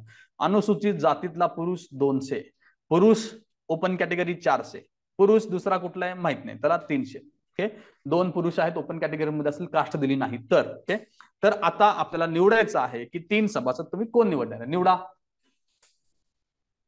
मागचे प्रश्न तुम्ही एक्झाम मध्ये आले तर अटेम्प्ट करणार आहात का? करणार आहात. ओके, मग काय लिहिणार आहात? आपण सगळ्यात जास्त प्रेफरन्स कोणाला देतो? ऑप्शन क्रमांक 3 ला देत असल्यामुळे अ बड लिहायचं आहे. आता ह्याचं लॉजिकल उत्तर कसं ते आता आपण बघूया. आता इथं बघा, तो काय म्हणतो, अनुसूचित जातीची महिला निवडून आली आहे आणि महिला निवडून आली आहे जी ओपन कॅटेगरीतली असेल, आणि तिसरं आहे तो म्हणतो की पुरुष निवडून आले. मला माझी कंडिशन काय आहे? एक महिला आली पाहिजे, एक अनुसूचित जातीची आली पाहिजे आणि एक सर्वसाधारण किंवा खुल्या गटातून आली पाहिजे. ओके, आता अनुसूचित जातीतनं जर मला निवडायचं असेल तर 2 व्यक्ती आहेत, एक महिला आणि एक पुरुष, त्यामध्ये 500 आणि एकाला 200, मग मी कोणाला घेतलं पाहिजे? 500 वाले. मग अ माझा फिक्स झाला. ओके, पुढे जाऊया. मला आता एक महिला निवडायची, महिला राखीव. तर खाली एकच महिला आहे ना ब नंबरची, दुसरी कोणच महिला नाही, तर ती बाय डिफॉल्ट निवडून आली. ओके, तिला 200 मतं असली तरी आली. आता तिसरं आहे राखीव आहे, खुल्या गटातला आहे, मग याच्यामध्ये तुम्ही ड का निवडसाल? सगळ्यात जास्त उरलेल्यांपैकी 400 त्याला आहेत, त्याच्यामुळे ते ड आलं आहे. ओके, हे तिथं तुम्ही जो आपला आरओ असतो, आरओच्या भूमिकेत जाऊन सॉल्व्ह करत बसायचं नाही. हे सगळं आरओ करतो ना तिकडे इलेक्शनच्या वेळेस. तर इथं एवढं समजून घ्या, आणि त्याच्यानंतर आयोग शहाणा झाला आणि कधी प्रश्न विचारलेला नाही. ओके, आला तर हे तुम्ही एक लॉजिक ठेवा, ते बरोबर येईल. आता हे जे तुम्हाला मी सांगितलं हे नंतर उत्तर आल्यानंतर विचार केल्यानंतर आलेलं आहे, आधीच आलेलं असं काही नाही. ओके, 44वा प्रश्न आता बघूया आपण. राष्ट्रीय ई शासन योजनेअंतर्गत ई पंचायत हे मिशन मोड प्रकल्पापैकी एक म्हणून ओळखले जाते. या प्रकल्पाचा उद्देश काय असला पाहिजे?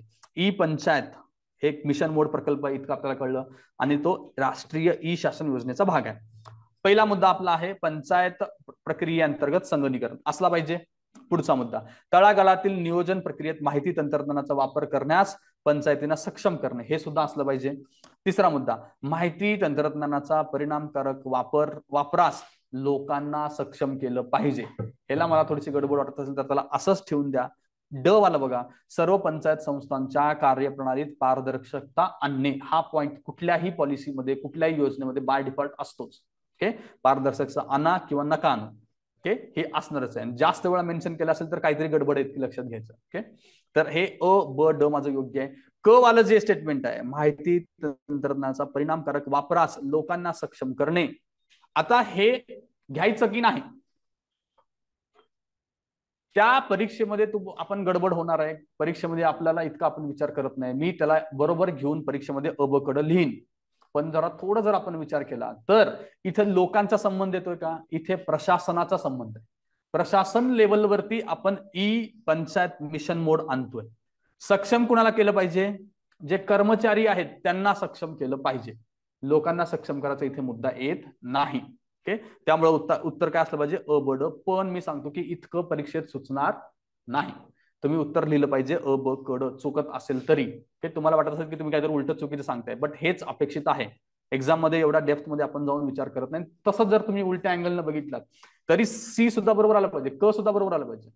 ज्या लोकांसाठी योजना आहेत ते सुद्धा ई साक्षर पाहिजेतच की, त्यामुळे ते सुद्धा बरोबर आलंच पाहिजे. ओके, 45 बघा, नियमित ग्रामसभा बैठकांव्यतिरिक्त जादा अथवा विशेष बैठका भरवायचा अधिकार कोणाचा आहे? सरपंचांना आहे का? पहिला अधिकार तर त्यांचाच येतो. गट विकास अधिकाऱ्यांना आहे, मुख्य कार्यकारी अधिकाऱ्यांना आहे, म्हणजे वरीलपैकी सर्वांना तो अधिकार आहे. 46 बघा, पुढील दोन विधानांपैकी कोणते योग्य नाही?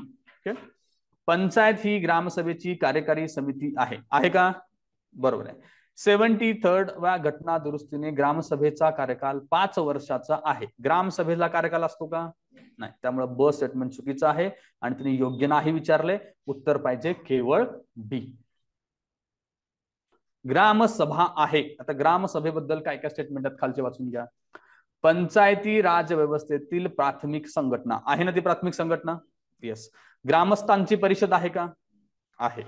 स्थानिक उपक्रमांमध्ये लोकांचा प्रत्यक्ष सहभाग काय? तिथे अप्रत्यक्ष सहभाग म्हणलेले आहे. गडबडीत आपण त्याला बरोबर करू, त्यामुळं क स्टेटमेंट चुकीचं करायचं आहे. तो प्रत्यक्ष सहभाग आहे आणि ती वैधानिक घटक आहे का? आहे. कलम किती आहे? 243 ए मध्ये आपण त्याला मेन्शन केलेलं आहे. उत्तर काय असलं पाहिजे? अ ब आणि ड बरोबर आहेत, क चुकीचं आहे.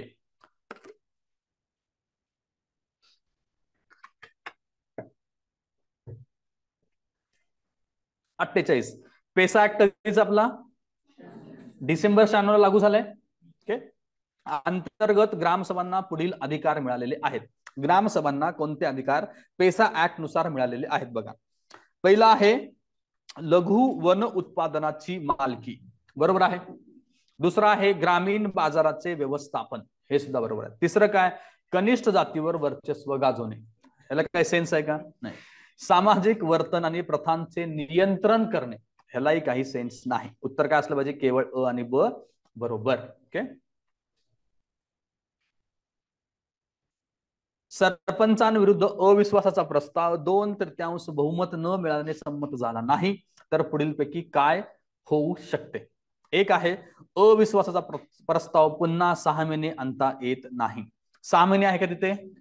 आता किती आहे? 2 वर्ष. अविश्वासाचा प्रस्ताव पुन्हा आणताच येत नाही, हे सुद्धा चुकीचं आहे. 1 वर्षानंतर त्या सरपंचाविरुद्ध अविश्वास प्रस्ताव आणता येतो. प्रश्न 2014चा आहे, त्यावेळेस तरतूद 1 वर्षाची असेल. आता किती आहे? 2 वर्ष आहे, हे लक्षात घ्या.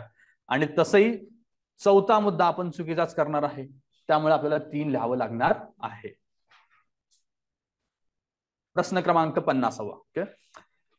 खालील विधाने विचारात घ्या. ऑगस्ट 1989 मध्ये राजीव गांधी शासनाने नगरपालिका विधेयक लोकसभेत मांडले होते.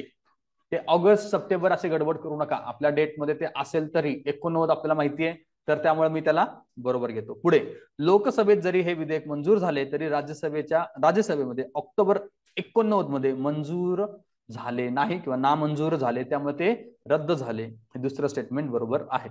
आता या डेट मध्ये फक्त एवढी एक गोष्ट आपल्याला लक्षात घ्यायची बघा, वरती ऑक्टोबर दिला असतं आणि खाली ऑगस्ट दिला असतं, तर तेवढं तरी आपल्याला कळलं असतं ना, आधी कुठं मांडले नंतर कुठं आले, तेवढं फक्त लक्ष द्यायचं आहे. बाकीचा महिना वगैरे बघू नका. 89 मला माहिती आहे. पुढे, सप्टेंबर 90 मध्ये व्हीपी सिंग शासनाने सुधारित नगरपालिका विधेयक लोकसभेमध्ये मांडले, परंतु ते मंजूर झाले नाही आणि शेवटी लोकसभेच्या विसर्जनामुळे ते रद्द झाले. सगळे स्टेटमेंट लक्ष्मीकांत मध्ये आहे तसे उचलून टाकले तरी नसले असते तरी तुम्ही ते काय चुकीचं केलं असतं का? अजिबात नाही. आपण इथं मिनिमम रिजेक्शन करून तिन्ही स्टेटमेंटला बरोबर घेतलं असतं. ओके, आता मिनिमम रिजेक्शनचा बघा, तुम्हाला पुन्हा सांगतो, तुम्हाला एक्झॅक्टली माहिती पाहिजे. आता ऑगस्ट 89 आहे ना, एखाद्याला माहिती पाहिजे, तिथं नाही रे जुलै 89 आहे. एवढं तुम्ही क्लिअर कट माहिती असेल तरच त्या स्टेटमेंटला चुकीचं करा, अदरवाईज त्याला बरोबर घ्यायचं आहे. तो आपला मिनिमम रिजेक्शनचा रूल लक्षात ठेवा. ओके, पुढचा, पंचायत राज व्यवस्थेला घटनात्मक दर्जा खालीलपैकी कोणत्या घटना दुरुस्तीने मिळाली? कोणत्या? 73व्या घटना दुरुस्तीने मिळालेली आहे. पुढचा 52, ग्रामीण आणि शहरी शासन व्यवस्थेत सशक्त करण्यासाठी प्रथम कोणती दोन विधेयके संसदेसमोर मांडली होती? कोणती? 64 आणि 65. बघितले ना आपण ते. राजीव गांधीच्या काळात मांडलेली, व्हीपी सिंगच्या काळात वेगळी होती. खालीलपैकी कोणती यंत्रणा 73व्या आणि 74व्या घटना दुरुस्ती निर्मितीची नाही म्हटलेलं आहे? कोण नाही? निवडणूक आयोग आहे का? आहे. राज्य वित्त आयोग आहे का? आहे. जिल्हा नियोजन समिती सुद्धा आहे. मग इथं कोण राहिलं? राज्य नियोजन मंडळ. ओके, 73व्या आणि 74व्या घटना दुरुस्तींमधील एकमेव दुवा आहे. कोणता आहे? जिल्हा नियोजन समिती. ओके, आता आर्टिकल्स आपल्याला जोडा लावतात बघा. ग्रामसभा कुठे होती? पंचायतीचा कार्यकाळ एक्सटेन्शन ई, पंचायतीची निवडणुका के आणि लेखापरीक्षण जे. ओके, उत्तर काय आलं पाहिजे? 1, 3, 2 आणि 4. पुढचा 73वी घटना दुरुस्ती आहे. ओके, आणि पुढे आता हे 18 वर आहे बरं का, 2018. 73वी नाही येते. ओके, वरती लिहून घ्या. हा कायदा ग्रामीण स्थानिक संस्थांना सत्ता, अधिकार व जबाबदारी या दिशेने नेणारा आहे. असं कुठं मेन्शन केलं असलं पाहिजे? जी मध्ये असलं पाहिजे ना. सत्ता, पॉवर कुठं बघितलो आपण? जी फॉर गव्हर्नमेंट मध्ये बघितलो होतो, त्यामुळं त्याला जोडा तुम्ही जी ला. पुढचा, दर 5 वर्षांनी निवडणुका झाल्या पाहिजेत. हे कुठं आलं पाहिजे? पुन्हा एक्सटेन्शनचा ई. कर, जकात, शुल्क आकारण्याने वसूल करण्याचे अधिकार एच, आपण लक्षात गेलं टॅक्स साठीचा. आणि त्रिस्तरीय पंचायत राज व्यवस्था असली पाहिजे. ते कुठे येतं? बी मध्ये. स्थापन करणे, बिल्ड, बी फॉर बिल्ड आपण लक्षात ठेवलं होतं. उत्तर आपलं काय आहे? 2, 3, 4 आणि 1. पुढचा प्रश्न बघा. 73व्या घटना दुरुस्तीद्वारे पंचायती राज संबंधी खालीलपैकी कोणती तरतूद करण्यात आलेली आहे? अनुसूचित जाती व जमातीच्या महिलांसाठी राखीव असलेल्या जागा व्यतिरिक्त 1/3 जागा या महिलांसाठी असतील. पहिलं स्टेटमेंट बरोबर आहे का? व्यतिरिक्त म्हणले, त्यात त्यांचाही समावेश झाला पाहिजे ना. 1/3 महिला म्हणजे जनरल कॅटेगरीच्या महिला असू दे किंवा SC ST असू दे, कुठल्याही असू दे, ते 1/3 महिला असल्या पाहिजे. त्यामुळे पहिलं स्टेटमेंट आपलं चुकीचं आहे. दुसरं, पंचायती राज्यातील निर्वाचित सदस्यांना 2 पेक्षा अधिक अपत्य असतील तर ते आपले पद धारण करण्यास अपात्र ठरतील. दुसरं स्टेटमेंट काय म्हणतंय? 2 पेक्षा अधिक अपत्य असतील तर ते आपले पद धारण करण्यास अपात्र ठरतील. हे बरोबर आहे का? हे स्टेटमेंटला असंच ठेवून चला पुढे बघू आपण. पंचायती निवडणुका लढवण्यास किमान वय 25 पाहिजे. हे काय? किती पाहिजे? किमान 21 पाहिजे. मध्यम आणि जिल्हा स्तरावरील पंचायतीच्या अध्यक्ष पदासाठी अप्रत्यक्ष निवडणूक असते. आता मला 2 सुद्धा बरोबर वाटतं आणि 4 सुद्धा बरोबर वाटतं. मी पुन्हा प्रश्न वाचतो. प्रश्न काय म्हणतो? 73वी घटना दुरुस्तीबद्दल बोलतो. ओके, दुसऱ्या स्टेटमेंटचा 73व्या घटना दुरुस्ती काय संबंध येतो का? ते कायद्यानुसार आलेली तरतूद आहे आणि खालची जी अप्रत्यक्ष निवडणुकीची आहे ती तरतूद मात्र माझ्या कलमांमध्ये, घटनेमध्ये मेन्शन आहे. त्यामुळे उत्तर काय लिहिलं पाहिजे? मी 4. ओके, पुढचा प्रश्न 58 बघा. 1999च्या कायद्यान्वये महाराष्ट्रात महानगर नियोजन समिती गठीत करण्याची तरतूद आहे. ओके, असू शकते. ओके, आता कॉन्स्टिट्यूशन मध्ये सांगितलं तर आपण कायदा करणार आहे, त्यानुसार आपण मेट्रोपॉलिटन कमिटी स्थापन करू. पुढे सदरहू कायद्यातील तरतुदीनुसार प्रत्येक महानगर नियोजन समितीमध्ये 50 पेक्षा कमी नाही आणि 60 पेक्षा जास्त नाही इतके सदस्य असले पाहिजेत. आपण किती बघितलोय? 45 असा एक आकडा बघितलाय का आपण मेट्रोपॉलिटन कमिटीसाठी? त्यामुळे हा ब चुकीचं आहे. 243 ZD आणि ZE वाला पेज पहा, तिथं आपण 45 लिहिलेलं आहे. पुढे समितीच्या सदस्यांमधून तिच्या अध्यक्षांची निवड केली जाते. अध्यक्षांची निवड होते का? अपॉइंट केली जाते. राज्य सरकार तिथे अपॉइंट करतो, त्यामुळं क सुद्धा चुकीचं आहे. जिल्हा अधिकारी हा सदर समितीचा पदसिद्ध सदस्य असतो. जिल्हाधिकारी काही संबंध येत नाही. तिथे आयोगाने काय काय दिलेलं, कायद्यामध्ये काय काय लिहिलेलं आहे? सचिव दर्जाचा अधिकारी लिहिलेला पण. ओके, तो पुन्हा एकदा ZE वाला टॉपिक बघून घ्या. त्यामुळे ड सुद्धा चुकीचा आहे, फक्त अ बरोबर येतं. ओके, पुढचा मुद्दा 73व्या घटना दुरुस्ती संदर्भात कोणती विधाने बरोबर आहेत? सर्व ग्रामीण स्थानिक संस्थांच्या निवडणुकीत महिलांकरता 33% आरक्षण आहे. बरोबर. पंचायत राज संस्थांना संसाधने पुरवण्यासाठी राज्य वित्त आयोग स्थापले जाईल, हे सुद्धा बरोबर आहे. पंचायत राज संस्थांमध्ये निर्वाचित सभासद जर त्यांना 2 पेक्षा अधिक मुले असतील तर ते अपात्र ठरतील, हे चुकीचं करणार आम्ही. 73वी दुरुस्ती आहे का ती? कायदा आहे तो, त्यामुळं क चुकीचं झालं. ओके. ड राज्य सरकारांनी पंचायत राज संस्थांना बरखास्त केले तर 6 महिन्यात निवडणूक झाली पाहिजे, ही मात्र अमेंडमेंटची तरतूद आहे. अ ब क याचं उत्तर असलं पाहिजे. इथे ड च्या ऐवजी क करा. अ ब आणि क उत्तर आहे त्याचं. सॉरी, अ ब ड बरोबर आहे. हा, एका ठिकाणी नाही बरोबर आहे. अ ब डच बरोबर आहे. ठीक आहे. 60वा प्रश्न बघा, कोणते विधान चुकीचे आहे? ग्रामपंचायत गठनाची तरतूद भारतीय राज्यघटनेत 73व्या घटना दुरुस्ती पूर्वी सुद्धा होती का? कलम 40 बघितलं ना आपण, कलम 40 मध्ये तरतूद होती. महाराष्ट्रात ग्रामपंचायती आणि जिल्हा परिषद पंचायत समितीच्या विषयक 2 स्वतंत्र कायदे अस्तित्वात आहेत. दोन आहेत का? जिल्हा परिषद आणि पंचायतीला एक आहे आणि ग्रामपंचायतीला एक आहे. 58 आणि 61. त्यामुळे हे बरोबर आहे. पुढचं, अनुसूचित क्षेत्रातील ग्रामपंचायतींकरता भारतीय राज्यघटनेत व महाराष्ट्रातील संबंधित ग्रामपंचायत कायद्यात अशी विशेष तरतूद आहेत. असायला पाहिजे. घटनेमध्ये पण आहेत अनुसूचित जातीसाठी, ते सुद्धा बरोबर आहे. चौथं काय म्हणतं? भारतीय राज्यघटनेत महिलांकरता स्थानिक स्वराज्य संस्थेत जास्तीत जास्त 50%. घटनेत किती म्हणतोय तो? 33% आहे. त्यामुळे चौथं स्टेटमेंट चुकीचं आहे आणि तेच आपलं उत्तर आहे. 73वी घटना दुरुस्ती. पुढचा प्रश्न, 73वी घटना दुरुस्ती अधिनियम 1992 ज्याचा उद्देश पंचायत राज्यास उत्तेजन देणे आहे, त्याने खालीलपैकी कोणत्या बाबी दिल्या आहेत? ओके. जिल्हा नियोजन समित्यांचे गठन करणे. कुठे येईल तो? 74वी घटना दुरुस्ती. 73 मध्ये येणार नाही. ए स्टेटमेंट इलिमिनेट करा. तुमचा ऑप्शन 1 जातो आणि ऑप्शन 4 इलिमिनेट होतो. ओके. बी वाचा, राज्यघटनेचे अनुच्छेद 40 ला व्यवहारिक आकार दिला आहे. दिलाय का आपण? ते स्टेटमेंट बरोबर आहे. प्रातिनिधिक लोकशाहीचे रूपांतर सहभागी लोकशाहीमध्ये केले आहे का? हे पण केले आहे. सर्व स्तरावरील अध्यक्षांची निवड प्रत्यक्ष असते का? नाही. त्यामुळे डी आउट करायचं. उत्तर काय आपलं? बी अँड सी. पुढचा 62 73व्या 74व्या घटना दुरुस्तीनुसार काय आहे? SC ST जागांचे आरक्षण हे अनुच्छेद 334 मध्ये उल्लेख केलेल्या कालावधी समाप्त झाल्यानंतर निष्प्रभावी होईल. बरोबर आहे. महिलांसाठी असलेले आरक्षण हे अनुच्छेद 334 मध्ये उल्लेख केलेल्या कालावधी समाप्त झाल्यानंतर निष्प्रभाव होईल. याचा काही संबंध येत नाही. फक्त विधान 1 बरोबर आहे. 63 बघा, भारतीय संविधानाच्या 11व्या परिशिष्टामध्ये खालीलपैकी कुणा एकाचा समावेश केलेला नाही म्हणलेला आहे? 11वं परिशिष्ट, 11 आणि 12. 11 कुठलं येतं?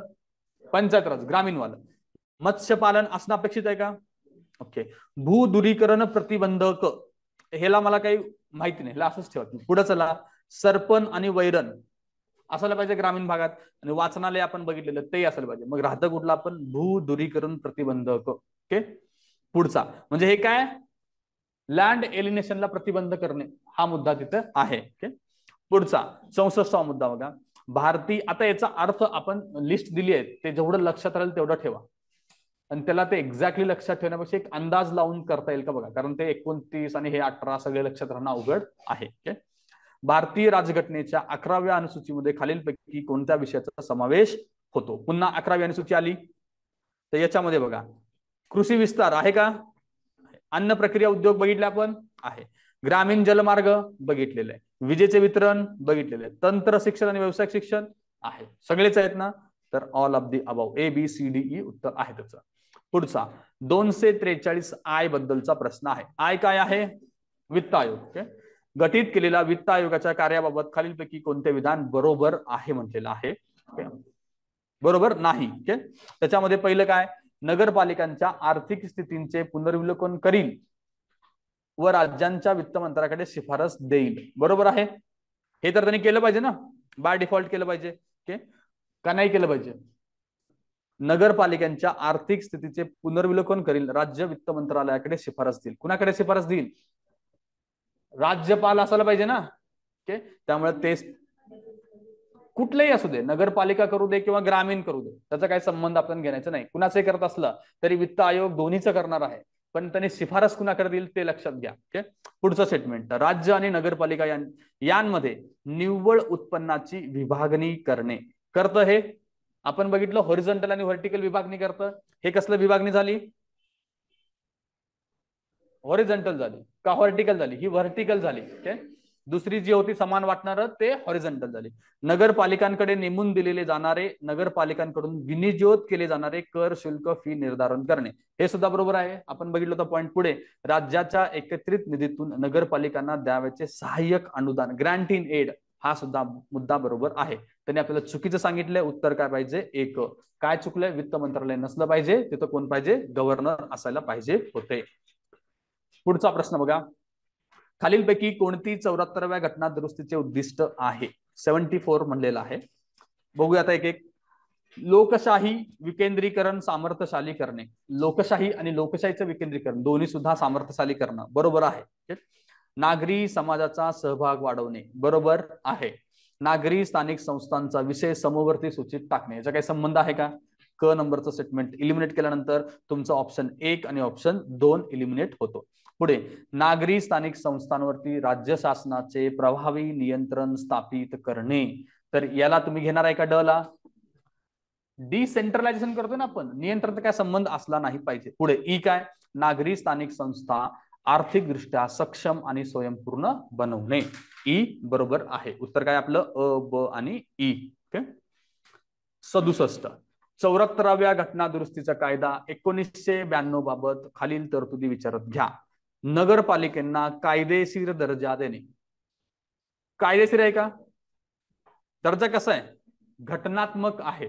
त्यामुळे तुम्ही पहिलं स्टेटमेंट चुकीचं करणार आहात. पुढचं, प्रभाग समित्यांच्या स्थापना करणे, हे बरोबर आहे. किती कलम आहे? एस. ओके, जिल्हा नियोजन समितीची स्थापना करणे आहे ना, डी मध्ये. ओके, नगरपालिकेच्या अध्यक्षांची सरळ निवडणूक, असं काय मेन्शन केलं का तिथे? ओके, त्यामुळे ड चा मुद्दा चुकीचा करायचा. ब आणि क आपला बरोबर आहे. ओके, 68 नगरपालिकांच्या संदर्भात 74व्या घटना दुरुस्ती बद्दल कोणती विधाने सत्य आहेत? ओके, 2 लाख लोकसंख्या करता प्रभाग समिती किती आहे? 3 लाख आहे. पहिलं स्टेटमेंट चुकीचं झालं. ओके, ऑप्शन क्रमांक 1 गेला आणि ऑप्शन क्रमांक 2 सुद्धा गेला. पुढे, व्यक्तीचे वय 21 पेक्षा कमी आहे म्हणून तो निवडणुकीसाठी अपात्र ठरत नाही. ठरतो ना ते, त्यामुळे ब पण चुकीचं झालं. लहान नागरी क्षेत्रांसाठी नगर परिषद असेल, बरोबर आहे. ओके, लहानसाठी नगर परिषद, ट्रान्झिशनसाठी नगर पंचायत होती, त्यामुळे क बरोबर आहे. 12व्या परिशिष्टांमध्ये 20 कार्य दिलेत. किती कार्य दिलेत? 18 कार्य दिलेत, त्यामुळे ड चुकीचं आहे, केवळ क बरोबर आहे. प्रश्न क्रमांक 69 74व्या घटना दुरुस्ती अधिनियम 1992 बाबत खालीलपैकी कोणते विधान चुकीचे आहे? या कायद्याने भारतीय राज्यघटनेत भाग 9A नव्याने समाविष्ट झाला, बरोबर आहे. पुढचा, या कायद्याने राज्यघटनेमध्ये नव्याने 12व्या अनुसूचीचा समावेश केला, हे सुद्धा बरोबर आहे. 12व्या अनुसूचीत 18 विषय आहेत, हे सुद्धा बरोबर आहे. उत्तर काय पाहिजे? वरीलपैकी एकही नाही. पुढचा, 74वी घटना दुरुस्ती 1992 अन्वये संक्रमणीय क्षेत्र, छोटे व मोठे नागरी क्षेत्र म्हणजे खालील घटक विचारात घेऊन सूचित केलेले क्षेत्र होय. कुठले कुठले? लोकसंख्या होता, लोकसंख्येची घनता होता, आर्थिक महत्व होतं, स्थानिक प्रशासनासाठी उभारलेला महसूल सुद्धा होता. त्यामुळे ABCD आपलं उत्तर असायला पाहिजे. या गोष्टींचा विचार करून आपण कोण ठरवायचं? राज्यपाल ठरवायचे. ओके, पुढचा 71वा मुद्दा, खालीलपैकी कोणते कलम नगरपालिकांच्या सत्ता अधिकार जबाबदारी, काय मुद्दा, डब्ल्यू होतं ना, तिकडे काय होता, जी होता, इकडे डब्ल्यू. ओके. त्याच्यानंतर पुढचा मुद्दा बघा, 74व्या घटना दुरुस्तीनुसारच्या जोड्या जुळवायच्या आहेत. टी कुठे येतं, आरक्षण, तिकडे डी आणि इकडे टी. ओके. आरक्षण जोडायचं आपल्याला 3, अ ला 3, के तुमचे 2 ऑप्शन इलिमिनेट झाले. के पुढचा मुद्दा, व्ही कुठे येतो, वाईड बघितलं ना आपण, वाईडला आपण अपात्र जोडलं होतं, 4, उत्तर काय आपलं 1 आलं. वायला काय आहे, वित्त आयोग, आणि झेडे काय आहे, निवडणूक. 73rd बघा, 1999च्या कायद्यान्वये महाराष्ट्रात महानगर नियोजन समिती गठीत करण्याची तरतूद करण्यात आली. हा प्रश्न रिपीट झालाय. ओके, बरोबर आहे पहिलं. दुसरं, सदर 50 पेक्षा कमी नाही आणि 60 पेक्षा जास्त सदस्य नाही, तिथे किती होता आपला 45 होता, त्यामुळे हे चुकीचं आहे. आणि अध्यक्षांची निवड होते का, अध्यक्षांची नेमणूक होते. आणि जिल्हाधिकारी पदस्थित सदस्य होते का, तर नाही, त्यामुळे अ बरोबर आहे. हे 2दा रिपीट झालेला प्रश्न आहे. ओके.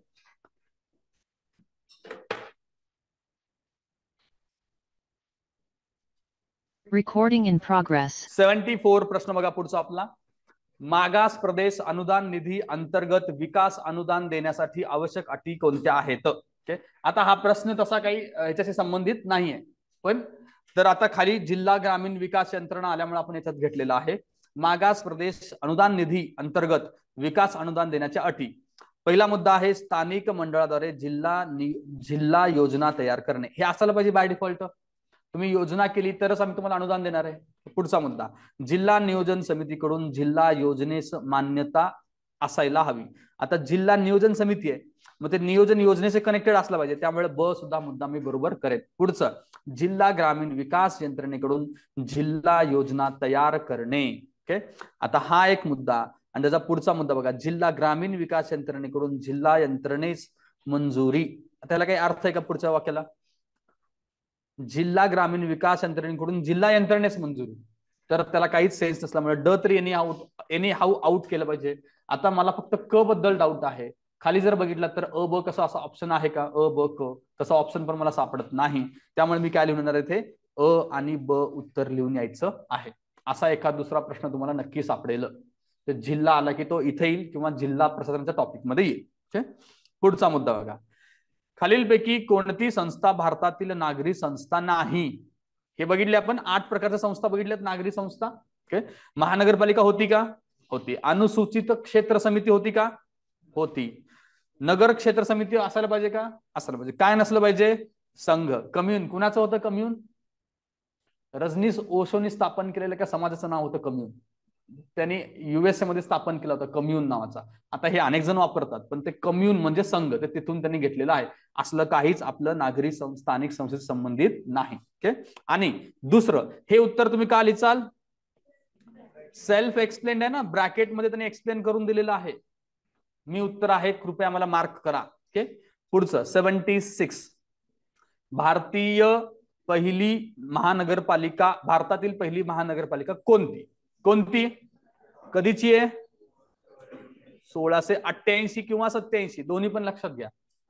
एक्झॅक्टली विचारलं तर 88, स्टेटमेंट मध्ये आलं तर 87 पण बरोबर म्हणायचं. पुढचाच प्रश्न आहे बघा, भारतातील पहिली महानगरपालिका कलकत्ता शहरातील 1867 साली स्थापन करण्यात आली. 1687 ला स्थापन करण्यात आली. याच्यात काय झालं, 6च्या ठिकाणी 8 गेला, 8च्या ठिकाणी 6 आला. ओके, मी वाचताना आलं का लक्षात तुम्हाला, तर 1687 आहे ते. आता हे चुकीचं मी कशामुळे करणार आहे, कलकत्तामुळे करणार आहे, या आकडेवारीमुळे नाही, कलकत्तामुळे करतोय, हे चुकीचं आहे. पुढं, महानगरपालिकेमध्ये जास्तीत जास्त 5 सदस्य नामनिर्देशित राहू शकतात, बरोबर आहे. आता बदलले, पण त्यावेळेस ते 5 होते, त्यामुळे ब बरोबर आहे. पुढचा प्रश्न बघा, महानगरपालिका, नगरपालिका, नगरपंचायत क्षेत्र निर्मितीबाबत अधिकार खालीलपैकी कोणास आहे. कोणात असणं गरजेचं आहे, ऑप्शन खालचे वाचा. केंद्र सरकारला काय संबंध आहे का, नाही. विभागीय आयुक्त नसायला पाहिजे, जिल्हाधिकारी नसायला पाहिजे. उत्तर काय, राज्य सरकार. 1 आणि 2 मध्ये सिमिलरिटी आहे का, केंद्र सरकार, राज्य सरकार. तुम्हाला हिंट तिथे मिळाली का, मग त्याच्यावरून पण तुम्ही राज्य सरकार लिहिलं पाहिजे. ओके, 6 लाखापेक्षा जास्त व 12 लाखापर्यंत लोकसंख्या असलेल्या शहरांच्या महानगरपालिका सदस्यांची संख्या किती किती आहे? 3 ते 6, 6 ते 12 असं आपण रेंज बघितली होती. सुरुवात 55 ते 85 ही कितीला आली पाहिजे? हे 3 ते 6 ला आली पाहिजे ना. ओके, आणि 85 ते 115 आली पाहिजे 6 ते 12 साठी. उत्तर आपलं आहे 85 ते 115. ओके, आता आपल्या केसमध्ये आपण 185 बघितले होते. या केसनुसार, या प्रश्नानुसार ते काय म्हणतात? 221 सदस्य आहेत. तर 221 किंवा 185 असं तुम्ही तिथं स्लॅश करून लिहिलं तरी चालेल. 221 आलं तर ते बरोबरच आहे आणि 185 पण बरोबर आहे. पुस्तकांमध्ये 185 दिले. पुढचा मुद्दा, खालीलपैकी कोणते विधान बरोबर नाही म्हणलेलं आहे? महानगरपालिकेचा कालावधी 5 वर्ष निश्चित करण्यात आला आहे. बरोबर आहे. पुढचा, महानगरपालिकेचा कालावधी 5 वर्षापेक्षा जास्त कोणत्याही स्थितीत वाढवता येत नाही. हे स्टेटमेंट बरोबर आहे, वाढवता येत नाही तुम्हाला. ओके, तिसरं स्टेटमेंट काय सांगतो? संकटकालीन परिस्थितीमध्ये महापालिकेचा कालावधी 5 वर्षापेक्षा अधिक काळ वाढवता येऊ शकतो. हे स्टेटमेंट चुकीचं आहे. उत्तर आहे आपलं 3, तरी आपल्याला चुकीचं विचारलंय. पुढे 81वा प्रश्न बघा. बृहन्मुंबई महापालिकेच्या सर्व प्रकारच्या सर्वसाधारण सभेसाठी गणपूर्ती ही एकूण सदस्य संख्येच्या इतकी एवढी असते. किती असते? आपल्या नोट्स मध्ये आहे 1/5 असते. ओके, आता इथे हिंट काय दिले? कुठे आहे का हिंट? माहिती नसेल तर 1/10 आणि 1/5 आहे. ओके, दोघांमध्ये सिमिलॅरिटी तुम्हाला सापडते. मग 1 आणि 4 मध्ये आपण काय घेतलं पाहिजे? 4 घेतलं पाहिजे. त्याच्या आधी माझा कॉमन सेन्स काय सांगतो? 1/5 असलं पाहिजे, कारण माझ्या वाचनात 1/5 आलेलं आहे. ओके, पुढचा प्रश्न, महापालिकेबाबत खालील विधाने विचारात घ्या. निर्वाचित नगरसेवकांची किमान संख्या 65 असावी. किती असावी? 65 आहे का 55 आहे? वरचा प्रश्नामध्ये आपण बघितलं 55 म्हणले ना त्यांनी. ठीक आहे, आता बघायचं उत्तर त्यांनी कसं दिलं. पुढचं बघा. हा प्रश्न, हा स्टेटमेंट असंच ठेवा. पुढचं स्टेटमेंट, निर्वाचित सदस्यांची कमाल संख्या 221 असावी. हे बरोबर आहे. पुढचा, नामनिर्देशित नगरसेवकांची संख्या 7 पेक्षा जास्त नसावी. किती आहे तिथे? 5. ओके, तर क माझं आउट आहे. ओके, आणि वरचं अ सुद्धा मला 55 वाटतंय. 55 आहे सुद्धा. मग तुम्ही 1 आणि 3 म्हणजे अ आणि क मध्ये काय लिहायचं आता उत्तर? खाली तुम्हाला अ आणि क असं दिलंय का? नाही. तर मग आपण 1 आणि 3 मध्ये किंवा अ आणि क मध्ये काय चूज केलं पाहिजे? क चूज केलं पाहिजे. उत्तर इथं लिहून या, क चुकीचं आहे. ओके, पुढे 83, महानगरपालिका नगर परिषदांसाठी नामनिर्देशनासाठी अर्हता खालील विधाने विचारात घ्या. नामनिर्देशनाची अर्हता म्हटले बरं का. कोणते विधान अयोग्य आहे हे निवडायचं आहे आपल्याला. ओके, नगरपालिका रुग्णालय वैद्यक व्यवसाय म्हणून किमान 5 वर्षाचा अनुभव असायला पाहिजे. बघितले आपण, 5 वर्षाचा अनुभव. समाज कल्याणकारी संघटनेचा सभासद म्हणून 5 वर्षाचा अनुभव असायला पाहिजे. 5 वर्षापेक्षा कमी नसलेल्या कालावधीसाठी पालिका सदस्यत्वाचा अनुभव. याचा काय संबंध आहे का? आहे ना. पुढे बघा, नगर परिषदेचा मुख्य कार्यकारी अधिकारी म्हणून 5 वर्षाचा अनुभव. हा मुद्दा होता का आपला? नगर परिषदेचा मुख्य कार्यकारी अधिकारी म्हणून 5 वर्षाचा अनुभव हे होतं का आपल्या इथे? नोट्स मध्ये बघून घ्या. 5 वर्षाचा अनुभव वाला मुद्दा होता का? कमिशनरला 2 वर्ष होतं. नगर परिषदेचा मुख्य अधिकाऱ्याला किती वर्ष होता? 5 आहे का 2 आहे? कन्फर्म करा. एकदा नोट्स बघून घ्या आणि कन्फर्म करा.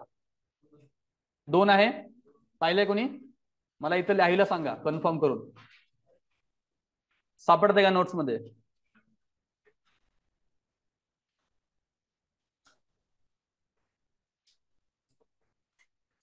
आणल्यात ना नोट्स?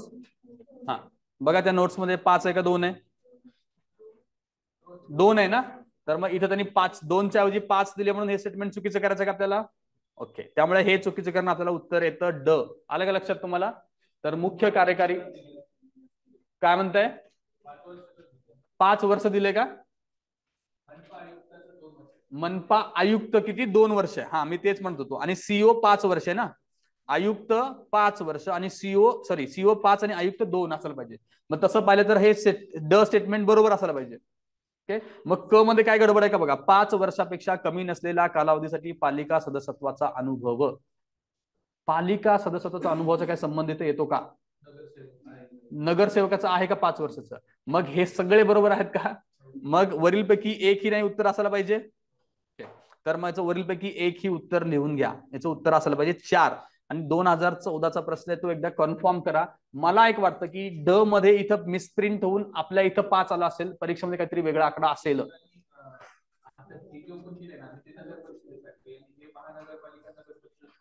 हा, ते दोघांसाठी सेमच आहे ना. महानगरपालिका नगर परिषद नाम निर्देशनासाठी वेगळा क्रायटेरिया आहे का आपल्याकडे?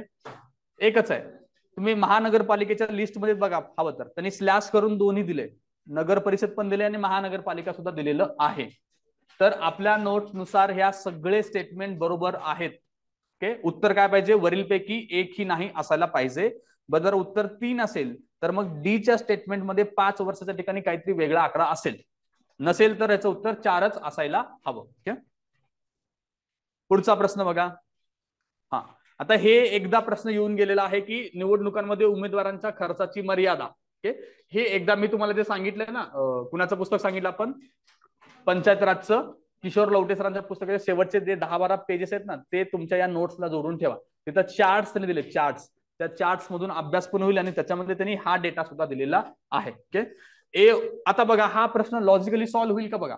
यांनी काय सांगितलंय, एका साईडला दिले स्थानिक स्वराज्य संस्था आणि दुसऱ्या ठिकाणी दिले की उमेदवारांना खर्चाची मर्यादा. आपण लोकसभा आणि विधानसभेची मर्यादा बघितलो निवडणूक प्रक्रियेच्या टॉपिक मध्ये. इथं ए वर्ग महानगरपालिका, ए वर्ग नगर परिषद, जिल्हा परिषद आणि पंचायत समिती, याच्यामध्ये सगळ्यात टॉपला कोण येईल आणि सगळ्यात खाली कोण येईल? पंचायत समिती. म्हणजे ए ला 5 लाख जोडू आणि ह्याला 2 लाख जोडू, म्हणजे 1 आणि 4 असं कुठं उत्तर आहे का? 1 आणि 4 एकाच ठिकाणी डायरेक्टली उत्तर येऊन गेलं तुम्हाला. 1 2 3 4 सिक्वेन्स पण आहे, तसाच तो लक्षात ठेवा. ओके, पुढचा प्रश्न विनाकारण मोठा केलेला आहे. ओके, म्हणजे मला असं वाटतं की हा प्रश्न टाकताना त्यांनी मराठी ट्रान्सलेशनला टाकणार होता, चुकून इकडे आलाय. तर ऑक्ट्राय स्थानिक संस्था कर आणि मूल्यवर्धित कराबाबत काय खरे नाही म्हणलेलं आहे. ओके, आता स्टेटमेंट वाचू आपण. ऑक्ट्राय ऐवजी स्थानिक कर आला तो 31/3/2012 रोजी आला, असं त्याचं म्हणणं आहे. तुम्हाला काहीच माहिती नाही. पुढे चला. मला इतकं माहिती आहे, ऑप्शन वाचल्यानंतर मला 2 स्टेटमेंट चुकीचे करायचे आहेत. पुढे, शहरात येणाऱ्या मालावरती आकारला जाणारा कराला ऑक्ट्राय कर म्हणतात, हे बरोबर आहे. ओके, हे क्लिअर कट आहे, जर काही चुकीचं नाही. पुढे, स्थानिक संस्था कर हा वस्तूंच्या किमतीवरती आकारला जाणारी रक्कम आहे. स्थानिक संस्था कराचा अभ्यास केला असेल तर किमतीचा संबंध येतो का? वजनाचा संबंध येतो ना. तुम्ही बघितलं असेल तर जुन्या काळामध्ये शहरात आत येत असताना ते नाके असायचे, त्या नाक्यावरती वजन केलं जायचं. ओके, जकात नाका म्हणतो आपण, तर मग तिथून आत यायचं. तर मग किमतीचा तिथं काही संबंध नाही. सी स्टेटमेंट चुकीचं करा आणि सी स्टेटमेंट चुकीचं केल्यानंतर खाली या, डायरेक्टली एकाच ऑप्शन तुम्हाला सी सापडतं, ए अँड सी. एवढंच तुम्हाला माहिती असणं अपेक्षित होतं की जो जकात कर लागतो तो मूल्यावरती लागत नाही, तर तो वजनावरती लागतो. ओके, तर ए वाला स्टेटमेंट त्यांनी डेट मध्ये गडबड केल्यामुळे चुकीचं केलेलं आहे. आता बघा हे स्टेटमेंट, ऑक्ट्राय कर रोखीत वसूल केला जातो, याला काही अर्थ आहे का? कसाही वसूल होतो ना, आता रोखीत करा किंवा ऑनलाईन करा किंवा बिटकॉइन वापरा, कसंही गेलं तर तुम्ही काय हरकत नाही ते. त्यामुळे आता डी ला त्यांनी बरोबर म्हणलेलं आहे. तर असे प्रश्न 14-13 मध्ये तुम्हाला सापडतात, त्यानंतर असे सापडत नाहीत 14-15 मध्ये. पुढचा प्रश्न बघा. नागरी स्थानिक स्वशासनातील महापौर परिषद पुढीलपैकी कोणत्या राज्यात सुरू झाली? कोणत्या राज्यात बघितलं आपण? पश्चिम बंगालमध्ये सुरू केलेली होती. महानगरपालिकेच्या स्थायी समितीची रचना 16 नगरसेवक असतात का? बघितलं ना आपण, महानगरपालिकेच्या स्थायी समितीमध्ये 16 सदस्य होते. पहिलं स्टेटमेंट बरोबर आहे. निम्मे सदस्य दर वर्षी निवृत्त होतात, हे सुद्धा बरोबर स्टेटमेंट आहे. कोणताही नगरसेवक जो स्थायी समितीचा सभासद होता तो पुन्हा निवडणुकीस पात्र नसतो म्हणले. असं काही कंडिशन होती का आपल्याकडं? तो पुन्हा निवडणूक लढवण्यास पात्र आहे. त्यामुळे क स्टेटमेंट चुकीचं करा. ड काय आहे? स्थायी समितीची जबाबदारी असते की तिने आपला सभापती 30 दिवसात निवडला पाहिजे. ओके, हे स्टेटमेंट आपण बघितलेलं पण आहे आणि जर तुम्हाला आठवत नसेल तरी मिनिमम रिजेक्शन नुसार त्याला बरोबरच करायचं. आणि आपलं उत्तर काय आहे? अ, ब आणि ड. 88 बघा.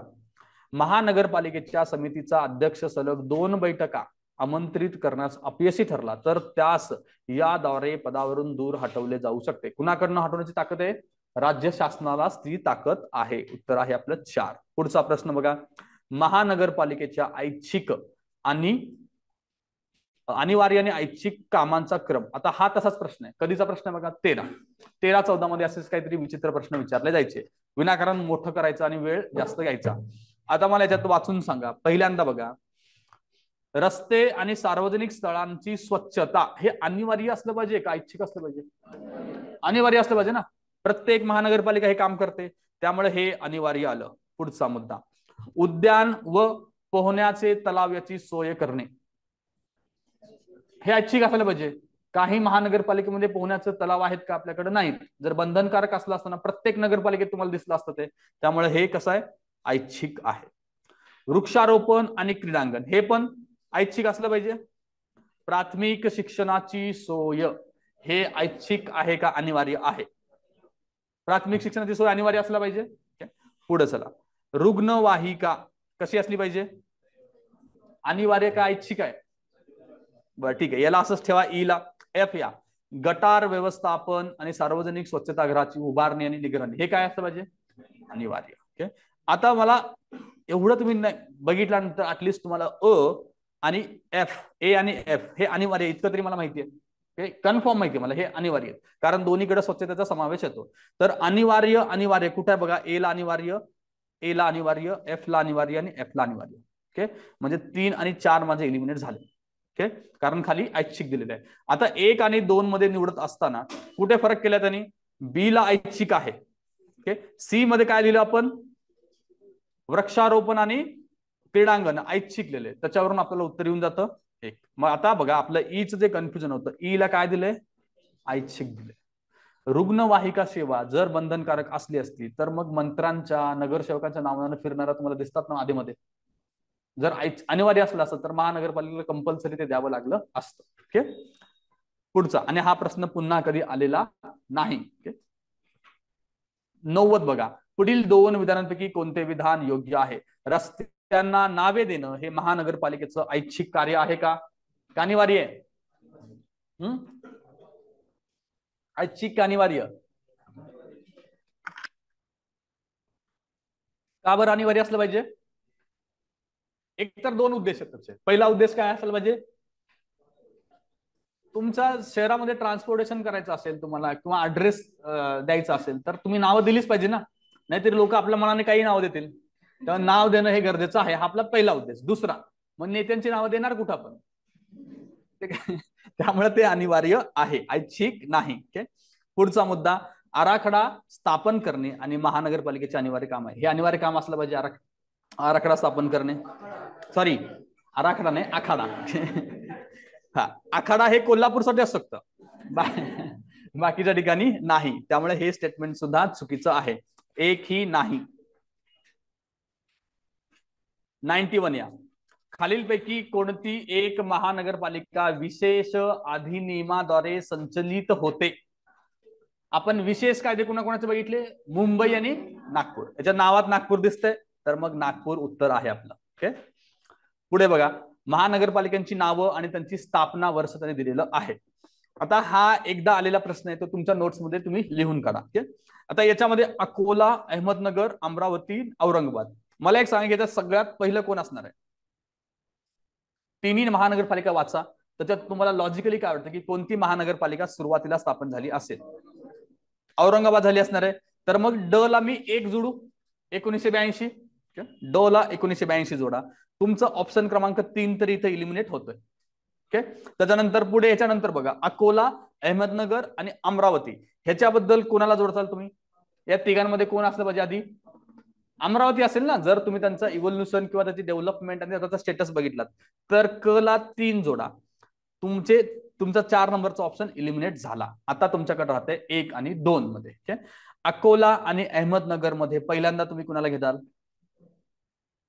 अकोल्याला घेचाल का नगरला घेचाल? नगर शेवटी येईल ना. बरं ठीक आहे, इथपर्यंत जरी तुम्हाला आला असेल तर 1 आणि 2 मध्ये कंपॅरिझन करताना तुम्ही काय लिहाल? 2 लिहून यायचं आहे. इथे तुमचं चुकलं तरी काय हरकत नाही, बट तुम्ही 2 तरी ऍटलिस्ट इलिमिनेट केलेत आणि तुमच्याकडे 2 ऑप्शन राहिलेत आणि 1 आणि 2 मध्ये आपण 2 ला लिहितो. इथं चुकले म्हणून सोडायचं नाही. आपला जो अप्रोच आहे तो फिक्स ठेवायचा आहे. आणि उत्तर काय याचं? 1 दिलेलं आहे. म्हणजे अकोला कधी आहे? 2001 चा आहे. आता 2001 तुम्ही कसं लक्षात ठेवाल अकोल्याला? अकेला 2001. ओके, 2001 मध्ये एकच आहे ना, तर अकेला अकोला लक्षात ठेवा. 2001 तुमच्या लक्षात राहील. अहमदनगर कधी आहे? 2003 ला आहे. अमरावती 1983 आणि औरंगाबाद 1982. पुढे चला.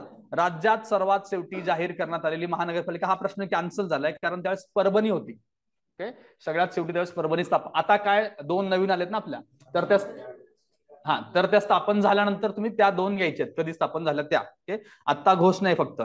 पुढचा प्रश्न बघा 94 वाला. महानगरपालिकेच्या आयुक्तांबाबत कोणते विधान बरोबर नाही? ते महानगरपालिकेचे प्रमुख प्रशासक असतात, बरोबर आहे.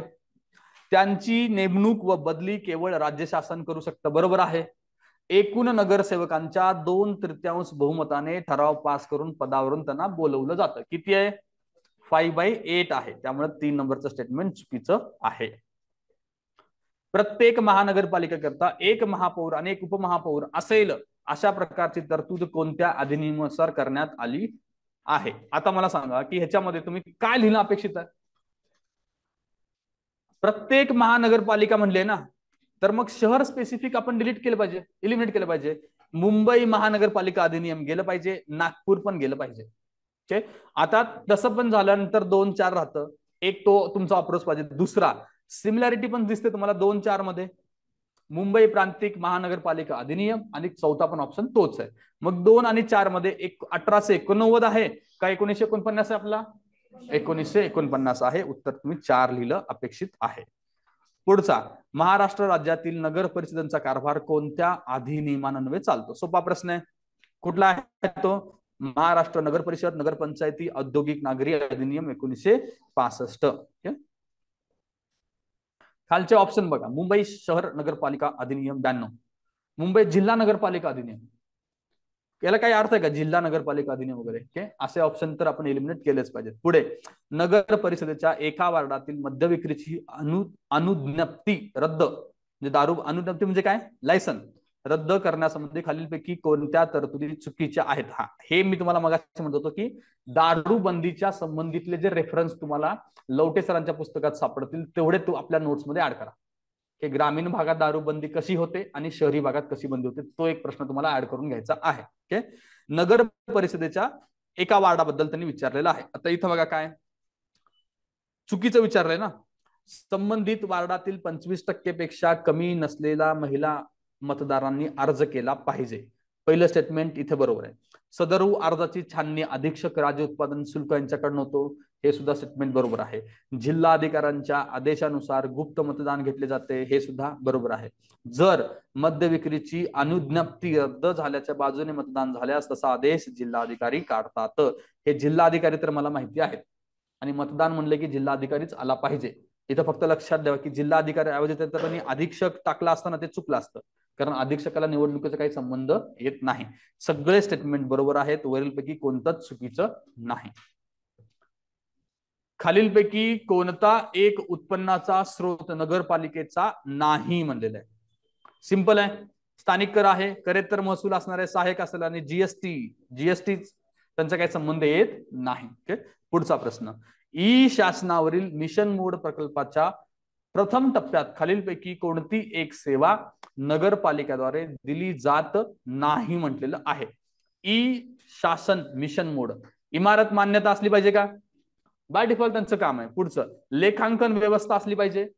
त्याच्या पुढे कार्मिक माहिती व्यवस्था असली पाहिजे.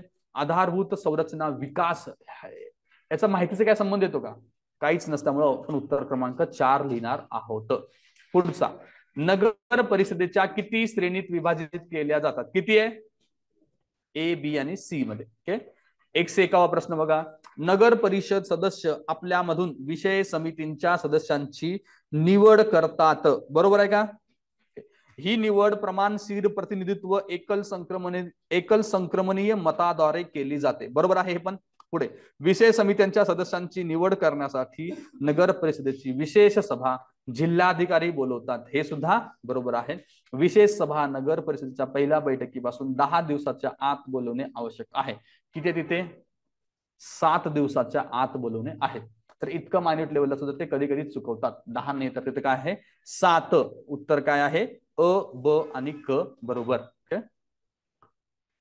पुढीलपैकी कोणती नगरपालिका नियोजन सुधारणा कोणी नगरपालिका नियोजनात सुधारणा सुचवल्या? राजा चेलैया, अभिजित दत्ता, प्रणव सेन, अशोक मुखोपाध्याय. बाकीचे 3 एलिमेंट करू शकता का तुम्ही? राजा चेलैया सॉरी प्रणव सेन, अभिजित दत्ता, अशोक मुखोपाध्याय हे कोण आहेत? इकॉनॉमिस्ट आहेत ना, ते आपण इकॉनॉमिस्ट मध्ये त्यांना बसतो. ओके, मग इथं राजा चेलैया हे राजा चेलैया इकॉनॉमिस्ट मध्ये सुद्धा येतात. ओके, बट नगरपालिका नियोजन हा शब्द आणि आपल्या नोट्स मध्ये होते का ते? तर त्या नोट्स तुम्ही गोष्ट लक्षात ठेवा. राजा जे चले इथे आहे. इथं जर मला काही माहिती नसलं असतं, काहीच आयडिया नसली असती, तर इथं प्रणव सेन लिहून येणं अपेक्षित होतं ऑप्शन क्रमांक 3 म्हणून. ओके, पुढं 1 से 3 बघा. पुढीलपैकी कोणती एक स्थानिक संस्था ही संक्रमणशील क्षेत्रासाठी गठीत आहे? कोणती असली पाहिजे? नगर पंचायत. त्यात पण नगर परिषद नगर पंचायत ऑप्शन त्यांनी दिलेले आहेत सिमिलॅरिटी. पुढचा 104वा प्रश्न बघा. नगरपालिकांमधील सभाध्यक्षांची पदे अनुसूचित जाती जमाती महिला मागासवर्ग यांसाठी राखीव असणार आहेत का? आहेत. ते कोण ठरवणार आहे? राज्य विधिमंडळ. पुढे राखीव प्रवर्गातील सभासद जरी राखीव नसलेल्या मतदारसंघातून निवडून आला असला तरी तो राखीव असलेल्या सभाध्यक्षांच्या पदासाठी निवडणूक लढवू शकतो. बरोबर आहे? बरोबर. दोन्ही स्टेटमेंट बरोबर आहेत. पुढचा प्रश्न छावणी मंडळाचे प्रश्न आता बघूया आपण. 105वा प्रश्न बघा आपला. छावणी मंडळाबाबत कोणते विधान सत्य आहे? नागरी प्रशासनातील छावणी मंडळ ही व्यवस्था ब्रिटिश परंपरेचा वारसा आहे. पहिलं बरोबर असायला पाहिजे. येस. दुसरं, संरक्षण मंत्रालयाने पारित केलेल्या ठरावाची ही रचना आहे. कोण पारित करेल? केंद्र सरकार करेल ना. तर त्यामुळे ब स्टेटमेंट चुकीचं आहे. ब स्टेटमेंट चुकीचं केल्यानंतर तुमचं 1, 3 आणि 4 इलिमिनेट होतात. तुमचं उत्तर आहे अ आणि क. क स्टेटमेंट काय? संरक्षण मंत्रालयाचे नियंत्रण असते. हे बरोबर आहे. त्यात केवळ निवडून आलेल्या सदस्यांचा समावेश होतो. दोन्ही असतात ना, निवडून आणि नेमणूक केलेले सुद्धा असतात. पुढचा मुद्दा बघा 106. छावणी कायदा 2006 ने आधीचा 24चा कायदा रद्द केला. बरोबर आहे. छावण्याचे 2 वर्ग पडतात. किती पडतात? 4 वर्ग पडतात. त्यामुळे ब स्टेटमेंट चुकीचं आहे. ब स्टेटमेंट चुकीचं केले की 3 आणि 4 तुमचं इलिमिनेट होतं. पुढे बघा. छावणी क्षेत्र पालिका वर्ग 1 मध्ये 8 निर्वाचित सदस्य, 3 पदसित सदस्य, 3 नामनिर्देशित लष्करी सदस्य, जिल्हा दंडाधिकाऱ्याचा 1 प्रतिनिधी, मुख्य कार्यकारी अधिकारी यांचा समावेश होतो. हे स्टेटमेंट बरोबर आहे. समजा तुम्हाला एवढं आठवत नाही तर सी ला असंच ठेवून द्या. डी कडे चला. सध्या भारतात 68 छावणी क्षेत्रपालिका आहेत. किती आहेत? 64 होते ना, आपण लिहून ठेवलं होतं 64 होत्या. ओके, त्यामुळे हे स्टेटमेंट चुकीचं करायचं आहे. ओके, ड चुकीचं केल्यानंतर तुम्हाला बिनचूक उत्तर निवडायचं आहे. ते ए आणि सी बाय डिफॉल्ट तुम्हाला घ्यावं लागतं. म्हणजे सी ला तुम्हाला बरोबर करावं लागतं. पुढचा मुद्दा 107वा प्रश्न घ्या. छावणी मंडळाच्या संदर्भात अचूक विधाने निवडा. निर्वाचित आणि नियुक्त दोन्ही प्रकारचे सदस्य असतात. बरोबर आहे. निर्वाचित सदस्य संख्येने अल्प असतात. हे सुद्धा बरोबर आहे. ओके, त्याच्यानंतर निर्वाचित आणि नियुक्त सदस्यांची संख्या सारखी नसते. 2 बरोबर असेल तर 3 बाय डिफॉल्ट बरोबर आला पाहिजे. त्यामुळे हे बरोबर आहे. चौथं, निर्वाचित सदस्य यांच्याकडून एकाची उपाध्यक्ष म्हणून निवड केली जाते. हे सुद्धा बरोबर आहे. अध्यक्ष कसा असतो? नेमणूक केलेला. आणि उपाध्यक्ष हा निर्वाचितांमधून निवडलेला असतो. उत्तर आहे अ ब क ड. ओके, 108वा प्रश्न बघा. खालीलपैकी कोणते विधान बरोबर आहे? छावणी क्षेत्रपालिकेत 9 निर्वाचित सदस्य असतात. किती असतात? आता मुद्दा हा वर्ग 1 चा पकडायचा आणि डिसाइड करायचा. 8 असतात. त्याच्यामुळं पहिलं स्टेटमेंट तुमचं चुकीचं आहे. पहिलं स्टेटमेंट चुकीचं केलं की ऑप्शन क्रमांक तुमचा 1 जातो. पुढचं, छावणी क्षेत्रपालिकेचा मुख्य कार्यकारी अधिकारी संरक्षण मंत्रालयाद्वारे कुणाकडे असतो? आपण बघितले राष्ट्रपती अपॉइंट करतात. त्यामुळे दुसरं स्टेटमेंट सुद्धा चुकीचं आहे. भारतात छावणी क्षेत्रपालिका 3 प्रकारात विभागल्या जातात. किती प्रकारात? 4 प्रकारात विभागल्या जातात. त्याच्यानंतर छावणी क्षेत्रपालिकेच्या उपाध्यक्षांची निवड 5 वर्षाच्या कालावधीसाठी तिच्या सर्व निर्वाचित आणि नामनियुक्त सदस्यांकडून. कोण असतं? फक्त निर्वाचित. नामनियुक्ताचा संबंध येत नाही. त्यामुळे वरीलपैकी सगळे चुकीचे आहेत. आता 21 आणि 22 प्रश्न बघूया पुढून आपण.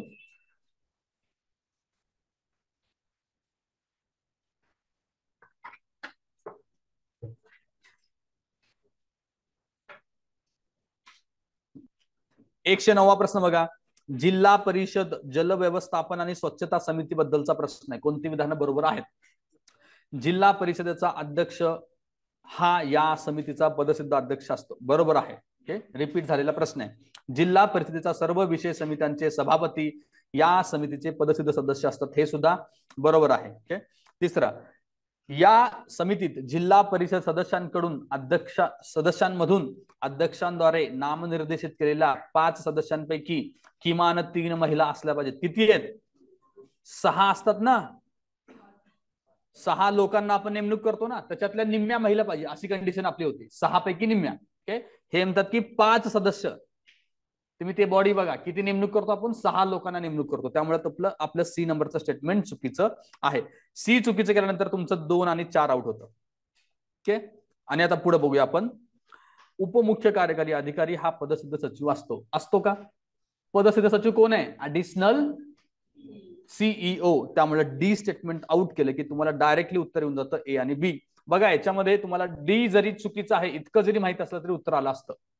डी ला चूक करा, डायरेक्टली उत्तर येतं ए आणि बी. ओके, पुढचा प्रश्न, पंचायत समिती सभापती आणि उपसभापतीच्या निवडणुकीच्या वैधतेबाबत विवाद निर्माण झाल्यास निवडणुकीच्या दिनांकापासून किती दिवसात आणि कुणाकडे? परत प्रश्न रिपीट झालाय. ओके, 30 दिवसात कुणाकडे जायचं? आपल्याला विभागीय आयुक्तांकडे जायचा आहे.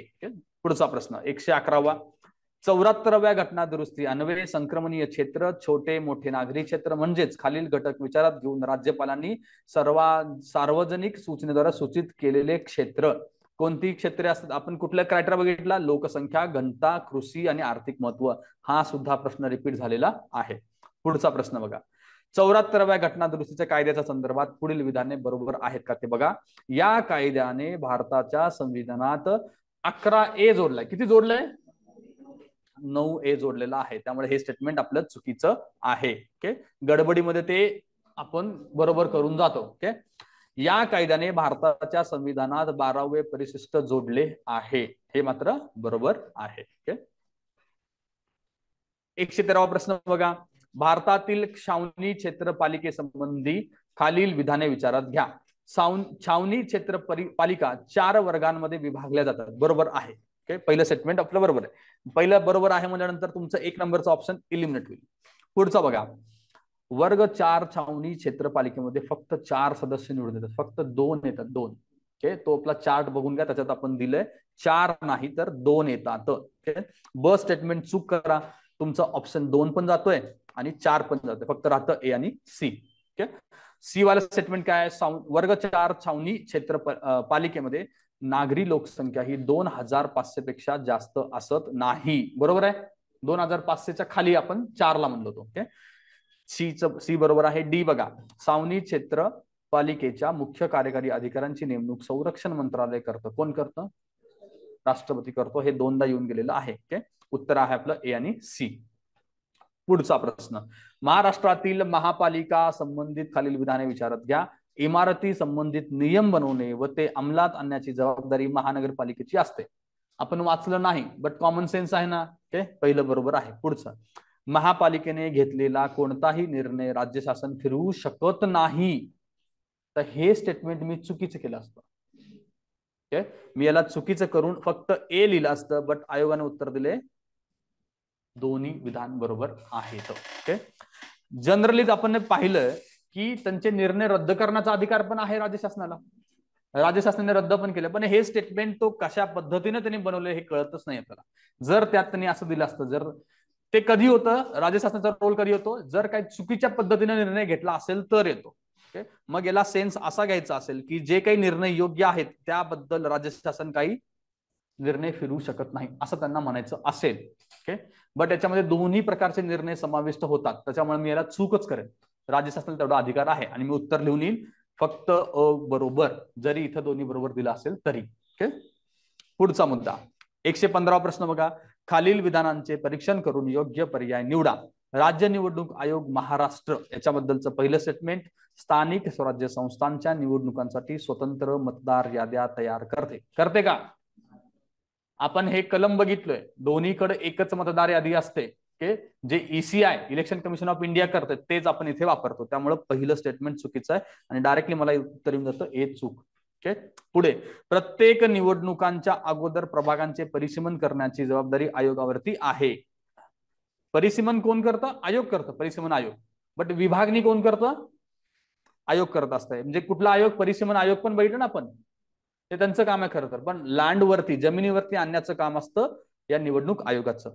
राज्यातील राजकीय पक्षांची नोंदणी करण्याचे, नोंदणी रद्द करण्याचे अधिकार सुद्धा याच आयोगाकडे आहेत. त्यामुळे BC बरोबर ए चूक आहे. 116 बघा, खालीलपैकी कोणते विधान चुकीचे आहे म्हटलंय. महानगरपालिका योग्य अशा व्यक्तीची राज्य शासनाच्या मान्यतेने वाहतूक उपक्रमाचे वाहतूक व्यवस्थापक म्हणून नेमणूक करू शकते.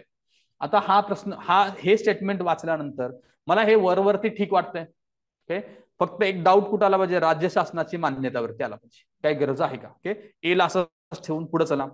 वाहतूक व्यवस्थापक हे महापालिका वेळोवेळी ठरविल याप्रमाणे मासिक वेतन भत्ते राज्य शासनाच्या मान्यतेने घेऊ शकतात. वाहतूक व्यवस्थापक, ओके, जो वाहतूक व्यवस्थापक वरती तुम्ही अपॉइंट करता त्याच्याबद्दलच खाली चाललंय, तो मासिक वेतन आणि भत्ते राज्य शासन ठरवले याप्रमाणे पण घेईल. हे पण असंच ठेवून दिला. पुढे चला. वाहतूक व्यवस्थापकाच्या वेतन आणि भत्त्यात त्याच्या कार्यकाळात महापालिकेची आमसभा कपात करू शकते. हे असंच ठेवा. ओके, या तिन्ही स्टेटमेंट बद्दल मला काहीच माहिती नाही, मी वाचलं नाही, तर आपण काय केलं पाहिजे? इथे मिनिमम रिजेक्शन घेऊन जायचं आहे आणि उत्तर काय लिहिणार आपण? वरील पैकी एकही नाही. ओके, 117 राज्य निवडणूक आयुक्तांबद्दलचे स्टेटमेंट्स आहेत बघा. पहिलं आहे, भारताच्या राज्यघटनेच्या अनुच्छेद 243 के अन्वये राज्य निवडणूक आयुक्तांची नियुक्ती केली जाते. बरोबर आहे का स्टेटमेंट? यस. तर ते बरोबर असेल तर तुमचा ऑप्शन क्रमांक 2 आणि 4 गेलं पाहिजे. ओके, राज्य निवडणूक आयुक्त पदावर अशा व्यक्तीची नेमणूक केली जाईल की जी अतिरिक्त मुख्य सचिव म्हणून कार्यरत आहे किंवा कार्यरत होता त्यापेक्षा खालच्या स्तराच्या स्थानाचा नव्हता. कोण आहे तिथे? प्रिन्सिपल सेक्रेटरी लेवलचा बघितला आपण. तुम्ही निवडणूक प्रक्रिया या टॉपिक मध्ये आज जाऊन चेक करा. त्यामुळे हे स्टेटमेंट अतिरिक्त मुख्य सचिवचं चुकीचं आहे. प्रिन्सिपल सेक्रेटरी दर्जाचा ऑफिसर हवा. राज्य निवडणूक आयुक्त हे आपल्या पदावर 3 वर्षापेक्षा जास्त काळ राहणार नाहीत. त्यांची पुन्हा त्याच पदावरती नियुक्ती होण्यास ते पात्र असणार नाहीत. एकतर ते पात्र आहेत, तसलं काही रिस्ट्रिक्शन नाही, आणि कार्यकाळ किती असतो जनरली? 6 वर्षाचा ठेवला आपण, त्यामुळे हे स्टेटमेंट सुद्धा चुकीचं आहे. UPS मदान 7वे होते. किती होते? 6वे होते. UPS मदान 6वे होते, त्यामुळे हे स्टेटमेंट चुकीचं आहे. फक्त ए बरोबर आहे. पंचायत समिती स्तरावरील सरपंचाच्या समितीबद्दलचे विधान बघूया आपण आता. या समितीत 15 सरपंच किंवा गटातील पंचायतीच्या एकूण संख्येच्या 1/5 यापैकी जी संख्या अधिक होईल तेवढ्या संख्येतील सरपंचांचा समावेश होतो. बरोबर आहे. ओके, पहिलं स्टेटमेंट बरोबर आहे. बी, समिती आवश्यक असेल तितक्या वेळा आपली सभा भरविल, परंतु तिची मागील सभा आणि पुढील सभेचा दिवस याच्यामध्ये 3 महिन्यांचं अंतर नसलं पाहिजे. किती आहे? 1 महिन्यांचं अंतर नसलं पाहिजे. बी स्टेटमेंट चुकीचं करा. तुमचे 2 आणि 3 इलिमिनेट होतात. सी बघा, समितीमध्ये कोणतीही जागा रिकामी झाल्यास त्यामधील सदस्यास जणू काही कोणतीही जागा रिकामी झालेली नसावी याप्रमाणे काम करता येईल. म्हणजे त्यांच्या कामात कसलाही व्यत्यय येऊ नये, त्यामुळे सी स्टेटमेंट बरोबर आहे. या समितीचा पदसिद्ध अध्यक्ष पंचायत समितीचा सभापती असतो. कोण असतो? उपसभापती असतो. ओके, उत्तर आहे आपलं ए आणि सी बरोबर. तर राष्ट्रीय ग्राम स्वराज्य अभियान, याच्या अँगलनं असे तुम्ही GS3 मध्ये जे अभ्यासणार आहात त्याच्यातले पण 2-3 प्रश्न इकडे येतील बरं का योजनांबद्दलचे. तर तसा एक प्रश्न इकडे घेतलाय आपण. एप्रिल 22 ते मार्च 2026 या कालावधीत सुधारित राष्ट्रीय ग्राम स्वराज्य अभियान चालू ठेवण्यास आर्थिक व्यवहारातील कॅबिनेट समितीने मान्यता दिली आहे. मग अशा स्टेटमेंटला मी काय करणार आहे? बरोबर करणार आहे. पुढे, राज्य घटकांसाठी सामायिक गुणोत्तर शेअरिंग रेशो हे केंद्र शासनामध्ये आणि राज्यांमध्ये किती आहे? 60-40 आहे. हे माझं बरोबर आहे. तिसरं काय आहे? पूर्वेत्तर आणि डोंगराळ राज्य आणि जम्मू काश्मीरच्या या केंद्रशासित प्रदेशासाठी किती रेशो असतो? 90 आणि 10चा असतो. त्यामुळे सी चुकीचं करायचं. ABD बरोबर आहे. 120वा प्रश्न बघा. पंचायत राज व्यवस्थेचे मूलभूत उद्दिष्ट खालीलपैकी कोणते सुनिश्चित करणे आहे? कुठले उद्दिष्ट सुनिश्चित करायचे बघा. विकासामध्ये लोकसहभाग असला पाहिजे, पहिलं बरोबर आहे. राजकीय जबाबदारी वाटू शकतात, ठीक आहे, ह्याला असंच ठेवा. पुढे लोकशाही विकेंद्रीकरण, बरोबर आहे. आर्थिक जमवा जमव हे उद्दिष्ट आहे, हे साधन आहे. तर ड तरी एनी हाऊ मी इलिमिनेट करेन. आता ए सी आणि एबीसी असं उत्तर एका ठिकाणी आहे आणि एका ठिकाणी काय आहे, ए सी सुद्धा आहे. मग तुम्ही राजकीय जबाबदारी ही कुणाची असते, लोकांचा सहभाग करायचा आहे. लोकांचा सहभाग एका बाजूने आपण वाढवतोय आणि दुसऱ्या बाजूने राजकीय जबाबदारी ही राजकीय नेत्यांची किंवा गव्हर्नमेंटची असणार आहे. ओके, तर त्यामुळे मला हे सुद्धा योग्य वाटतं, राजकीय जबाबदारी सुनिश्चित करणे सुद्धा आलं पाहिजे. तुम्ही सुनिश्चित करताय ना राजकीय जबाबदारी, तुम्ही ग्रामपंचायतीला जबाबदार धरताय की ग्रामाच्या त्या गावाच्या डेव्हलपमेंटसाठी, पंचायत समितीला पण जबाबदार धरताय. तर तसं पाहिलं तर याचं उत्तर ए बी सीच आलं पाहिजे. पण उत्तर त्यांनी ए सी दिले आणि हा प्रश्न दोनदा येऊन गेले, त्यामुळे आपण राजकीय जबाबदारीला त्या पुढे घेणार नाही. त्यांच्यानुसार राजकीय जबाबदारी याच्यात येत नाही. बोला काय म्हणताय. हा ना, मग मूलभूत उद्दिष्टांमध्ये यायला पाहिजे की काय हरकत आहे. आता याने कुठलं तरी डॉक्युमेंट बघितलं असणार आणि त्याच्यात ते दोनच मुद्दे असणार, त्यामुळे त्यांनी तिथून घेतलेलं आहे. ओके, आता एका ठिकाणी तुम्ही लोकांना लोकसहभाग म्हणताय आणि लोकशाही विकेंद्रीकरण म्हणताय, तिथे राजकीय जबाबदारी वाढवणं सुद्धा मुद्दा का नाही आला पाहिजे, कॉमन सेन्सने विचार केला तर तो सुद्धा आला पाहिजे. ओके, पण त्याने कुठलं तरी डॉक्युमेंट बघितलं त्याच्यात हे मुद्दा नसेल म्हणून त्याला वगळत आहे. आता लक्षात ठेवा, राजकीय जबाबदारी आपल्याला घ्यायची नाही. ओके, पुढे 121 बघा, नगरपालिकेचा अनुच्छेद दिलेला आहे. आर काय आहे, रिझर्वेशन होतं का आरला, डी टी ला रिझर्वेशन ना, टी ला रिझर्वेशन, बी ला 3 जोडा, बी ला 3 जोडा. बघा डायरेक्टली तुमचं उत्तर येऊन गेलं, ओके 2. ओके, आर काय असलं पाहिजे, नगरपालिकेचं गठन करायचंय. व्ही काय होतं, अपात्रता. झेड ए काय आहे, निवडणुका. ओके, 122वा प्रश्न बघा, भारतात कार्यलक्षी कार्य निष्पादन अर्थसंकल्पाची सुरुवात कोणाच्या शिफारशीनुसार करण्यात आली. हा प्रश्न ऍक्च्युली इथे नसायला पाहिजे, अर्थसंकल्पामध्ये पाहिजे. उत्तर काय याचं, अंदाज समितीने ते सांगितलेलं होतं. पुढचा हा प्रश्न बघा, बॉम्बे किंवा मुंबई विधानसभा अध्यक्ष म्हणून 1937 ते 1956 दरम्यान कोणी कामकाज पाहिले आहे. ओके, गणेश मालवणकर, सयाजी सिलम, दत्तात्रय कुंटे आणि कुंदनमल फिरोदिया. मी काय लिहिणार आहे, एबीसीडी लिहून येणार आहे. उत्तर काय दिले, एसीडी. त्यांनी सयाजी सिलमला काढलेलं आहे. अशा प्रश्नांची तयारी करत बसायची काही गरज नाही, फक्त आता सयाजी सिलम आले की नाही म्हणायचं, याच्या पुढे आलं तर काय काय, स्वातंत्र्यानंतर पहिले सिलम पहिले होते, म्हणजे महाराष्ट्राच्या बनल्यानंतर का. ओके, मग ते 60 ला कोण आहे ते तुम्हाला लक्षात आलं असतं तर हे उत्तर तुम्हाला मिळालं असतं. ओके, हा बोला सचिन. सयाजी 1960, हा हे तेच म्हणतात की सयाजी 1960 ला आलेत. हे जर तुम्हाला माहिती असलं तर तुम्ही उत्तर एसीडी लिहिला असतात, नसेल तर तुम्ही काय लिहिणार आहे, A B C D. Okay, सगळे होते. वर्ग 2 छावणी क्षेत्र पालिके संबंधी खालीलपैकी कोणते विधान बरोबर आहे. वर्ग 2 आहे. ओके,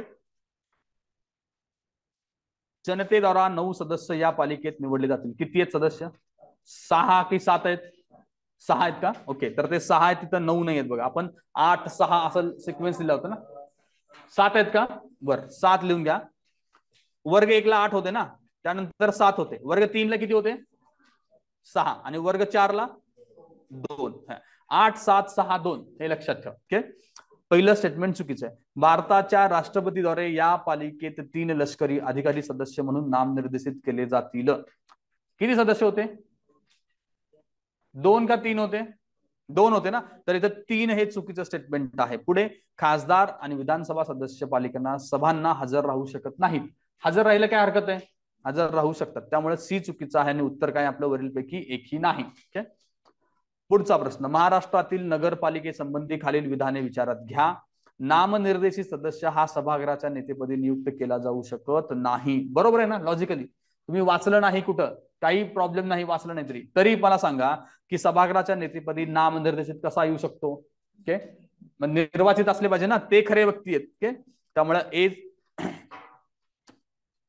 सॉरी बरोबर आहे, ए बरोबर आहे. ओके, बी काय, कोणत्याही सदस्य निर्वाचित अथवा नामनिर्देशित सभागृहाच्या नेतेपदी नियुक्त केला जाऊ शकतो. आत्ताच आपण बघितलं तो कसा पाहिजे, निर्वाचितच असला पाहिजे. महाराष्ट्र अधिनियम 1949 अंतर्गत महापालिका आयुक्त हा प्रथमच एका वेळी राज्य शासन ठरविल त्याप्रमाणे 2 वर्षापेक्षा जास्त नसेल इतक्या कालावधीसाठी पद धारण करेन. किती असेल पाहिजे इथे, 3 वर्ष असलं पाहिजे. त्यामुळे हे स्टेटमेंट सुद्धा चुकीचं आहे. काय योग्य आहे आपलं, फक्त अ वालं विधान योग्य आहे. पुढचा प्रश्न बघा, अनुच्छेद 243 PE नुसार प्रत्येक कटक मंडळ हे नगरपालिका समजली जाईल. आता PE मध्ये आहे का नाही या गोष्टी बघू नका, फक्त P मध्ये आहे मला इतकं कळलं पाहिजे. ते आहे P मध्ये आपण सगळ्या या संघटना बघितल्या, त्याच्यानुसारच आपण स्थापन करतोय. कटक मंडळात चल अचल अशी दोन्ही संपत्ती मिळवण्याचा व बाळगण्याचा अधिकार नाही आहे ना, ती स्वतंत्र एक व्यवस्था आहे. त्यामुळे दुसरं स्टेटमेंट चुकीचं आहे. केंद्र सरकार राज्य शासनाबरोबर सल्ला न करता कटक मंडळाच्या भौगोलिक सीमेमध्ये बदल करू शकते. सल्ला मसलत करायला काय हरकत आहे. ओके, त्यामुळे सी वाला स्टेटमेंट पण चुकीचं करायचं, फक्त ए विधान बरोबर आहे. 127 बघा, ग्रामसभेच्या महिला सदस्यांची सभा प्रत्येक नियमित ग्रामसभेच्या सभेपूर्वी घेण्यात येईल. बरोबर आहे. पुढे, ग्रामसभेचे काम करीत असलेल्या शासकीय निमशासकीय कर्मचाऱ्यांवरती ग्रामसभेचे शिस्तविषयक नियंत्रण नसते, असते ना, त्यामुळे ब चुकीचं आहे. पुढचा प्रश्न, पुढचं स्टेटमेंट, ग्रामसभेने किंवा यथास्थित पंचायतीने सूट दिलेली नसेल तर गावात काम करणारे सर्व शासकीय निमशासकीय कर्मचारी ग्रामसभेच्या सभांना हजर राहतील. हे स्टेटमेंट बरोबर आहे. ए आणि सी बरोबर आहे. आपलं उत्तर आहे 3. ओके. 128, प्रत्येक क वर्ग नगरपालिकेला आवश्यक असतील अशा विषय समित्या नेमता येतील, परंतु अशा समितीत सदस्य संख्या 6 पेक्षा अधिक नाही, 5 पेक्षा अधिक नाही, 10 पेक्षा अधिक नाही आणि 8 पेक्षा अधिक नाही. का लिहिता तुम्ही 5? का लिहिचाल? 5 आणि 10 मध्ये त्यांनी सिमिलॅरिटी दिली ना. ओके, आणि 10 पेक्षा मला जास्त 5 योग्य वाटतं, कारण हेच गोष्टी आपण वाचत आलेलो आहोत, याच रेंज मधले आकडे आपण वाचत आलेलो आहोत, त्यामुळे आपण 5 लिहिलं पाहिजे. 129वा प्रश्न बघा, महाराष्ट्रातील जिल्हा परिषदेबाबत खालील विधाने विचारात घ्या. जिल्हा परिषदेच्या अध्यक्षास वर्षातून 30 दिवसापेक्षा अधिक नसेल इतक्या कालावधीसाठी परवानगी शिवाय गैरहजर राहता येईल. बरोबर आहे, 30 दिवस. जिल्हा परिषदेच्या अध्यक्षास 30 दिवसापेक्षा अधिक कालावधीची अनुपस्थिती राज्य शासन मंजूर करेल. कोण होतं? स्थायी समिती होती. त्यामुळे ब स्टेटमेंट चुकीचं करा. ब चुकीचं केल्यानंतर तुमचं 1 आणि 3 इलिमिनेट होतं. सी कडे या. आता ए तरी बरोबर केले ना तुम्ही, डायरेक्टली उत्तर मिळून जातं का, ए आणि डी. सी आणि डी पण आपण बघून घेऊ. आता जिल्हा परिषदेच्या अध्यक्षास जिल्हाधिकाऱ्यांच्या नावे स्वतःच्या सहीनिशी लिहून आपल्या पदाचा राजीनामा देता येईल. कुणाकडे राजीनामा देतो? विभागीय आयुक्तांकडे होतो. त्यामुळे जिल्हाधिकारी नसायला पाहिजे. त्यामुळे सी आउट. डी काय आहे? जिल्हा परिषदेच्या अध्यक्षांच्या नावे स्वतःच्या सहीनिशी राजीनामा देता येतो. हे स्टेटमेंट आपलं बरोबर आहे. अशा प्रकारे आपण सगळे 129 प्रश्न पाहिलेले आहेत.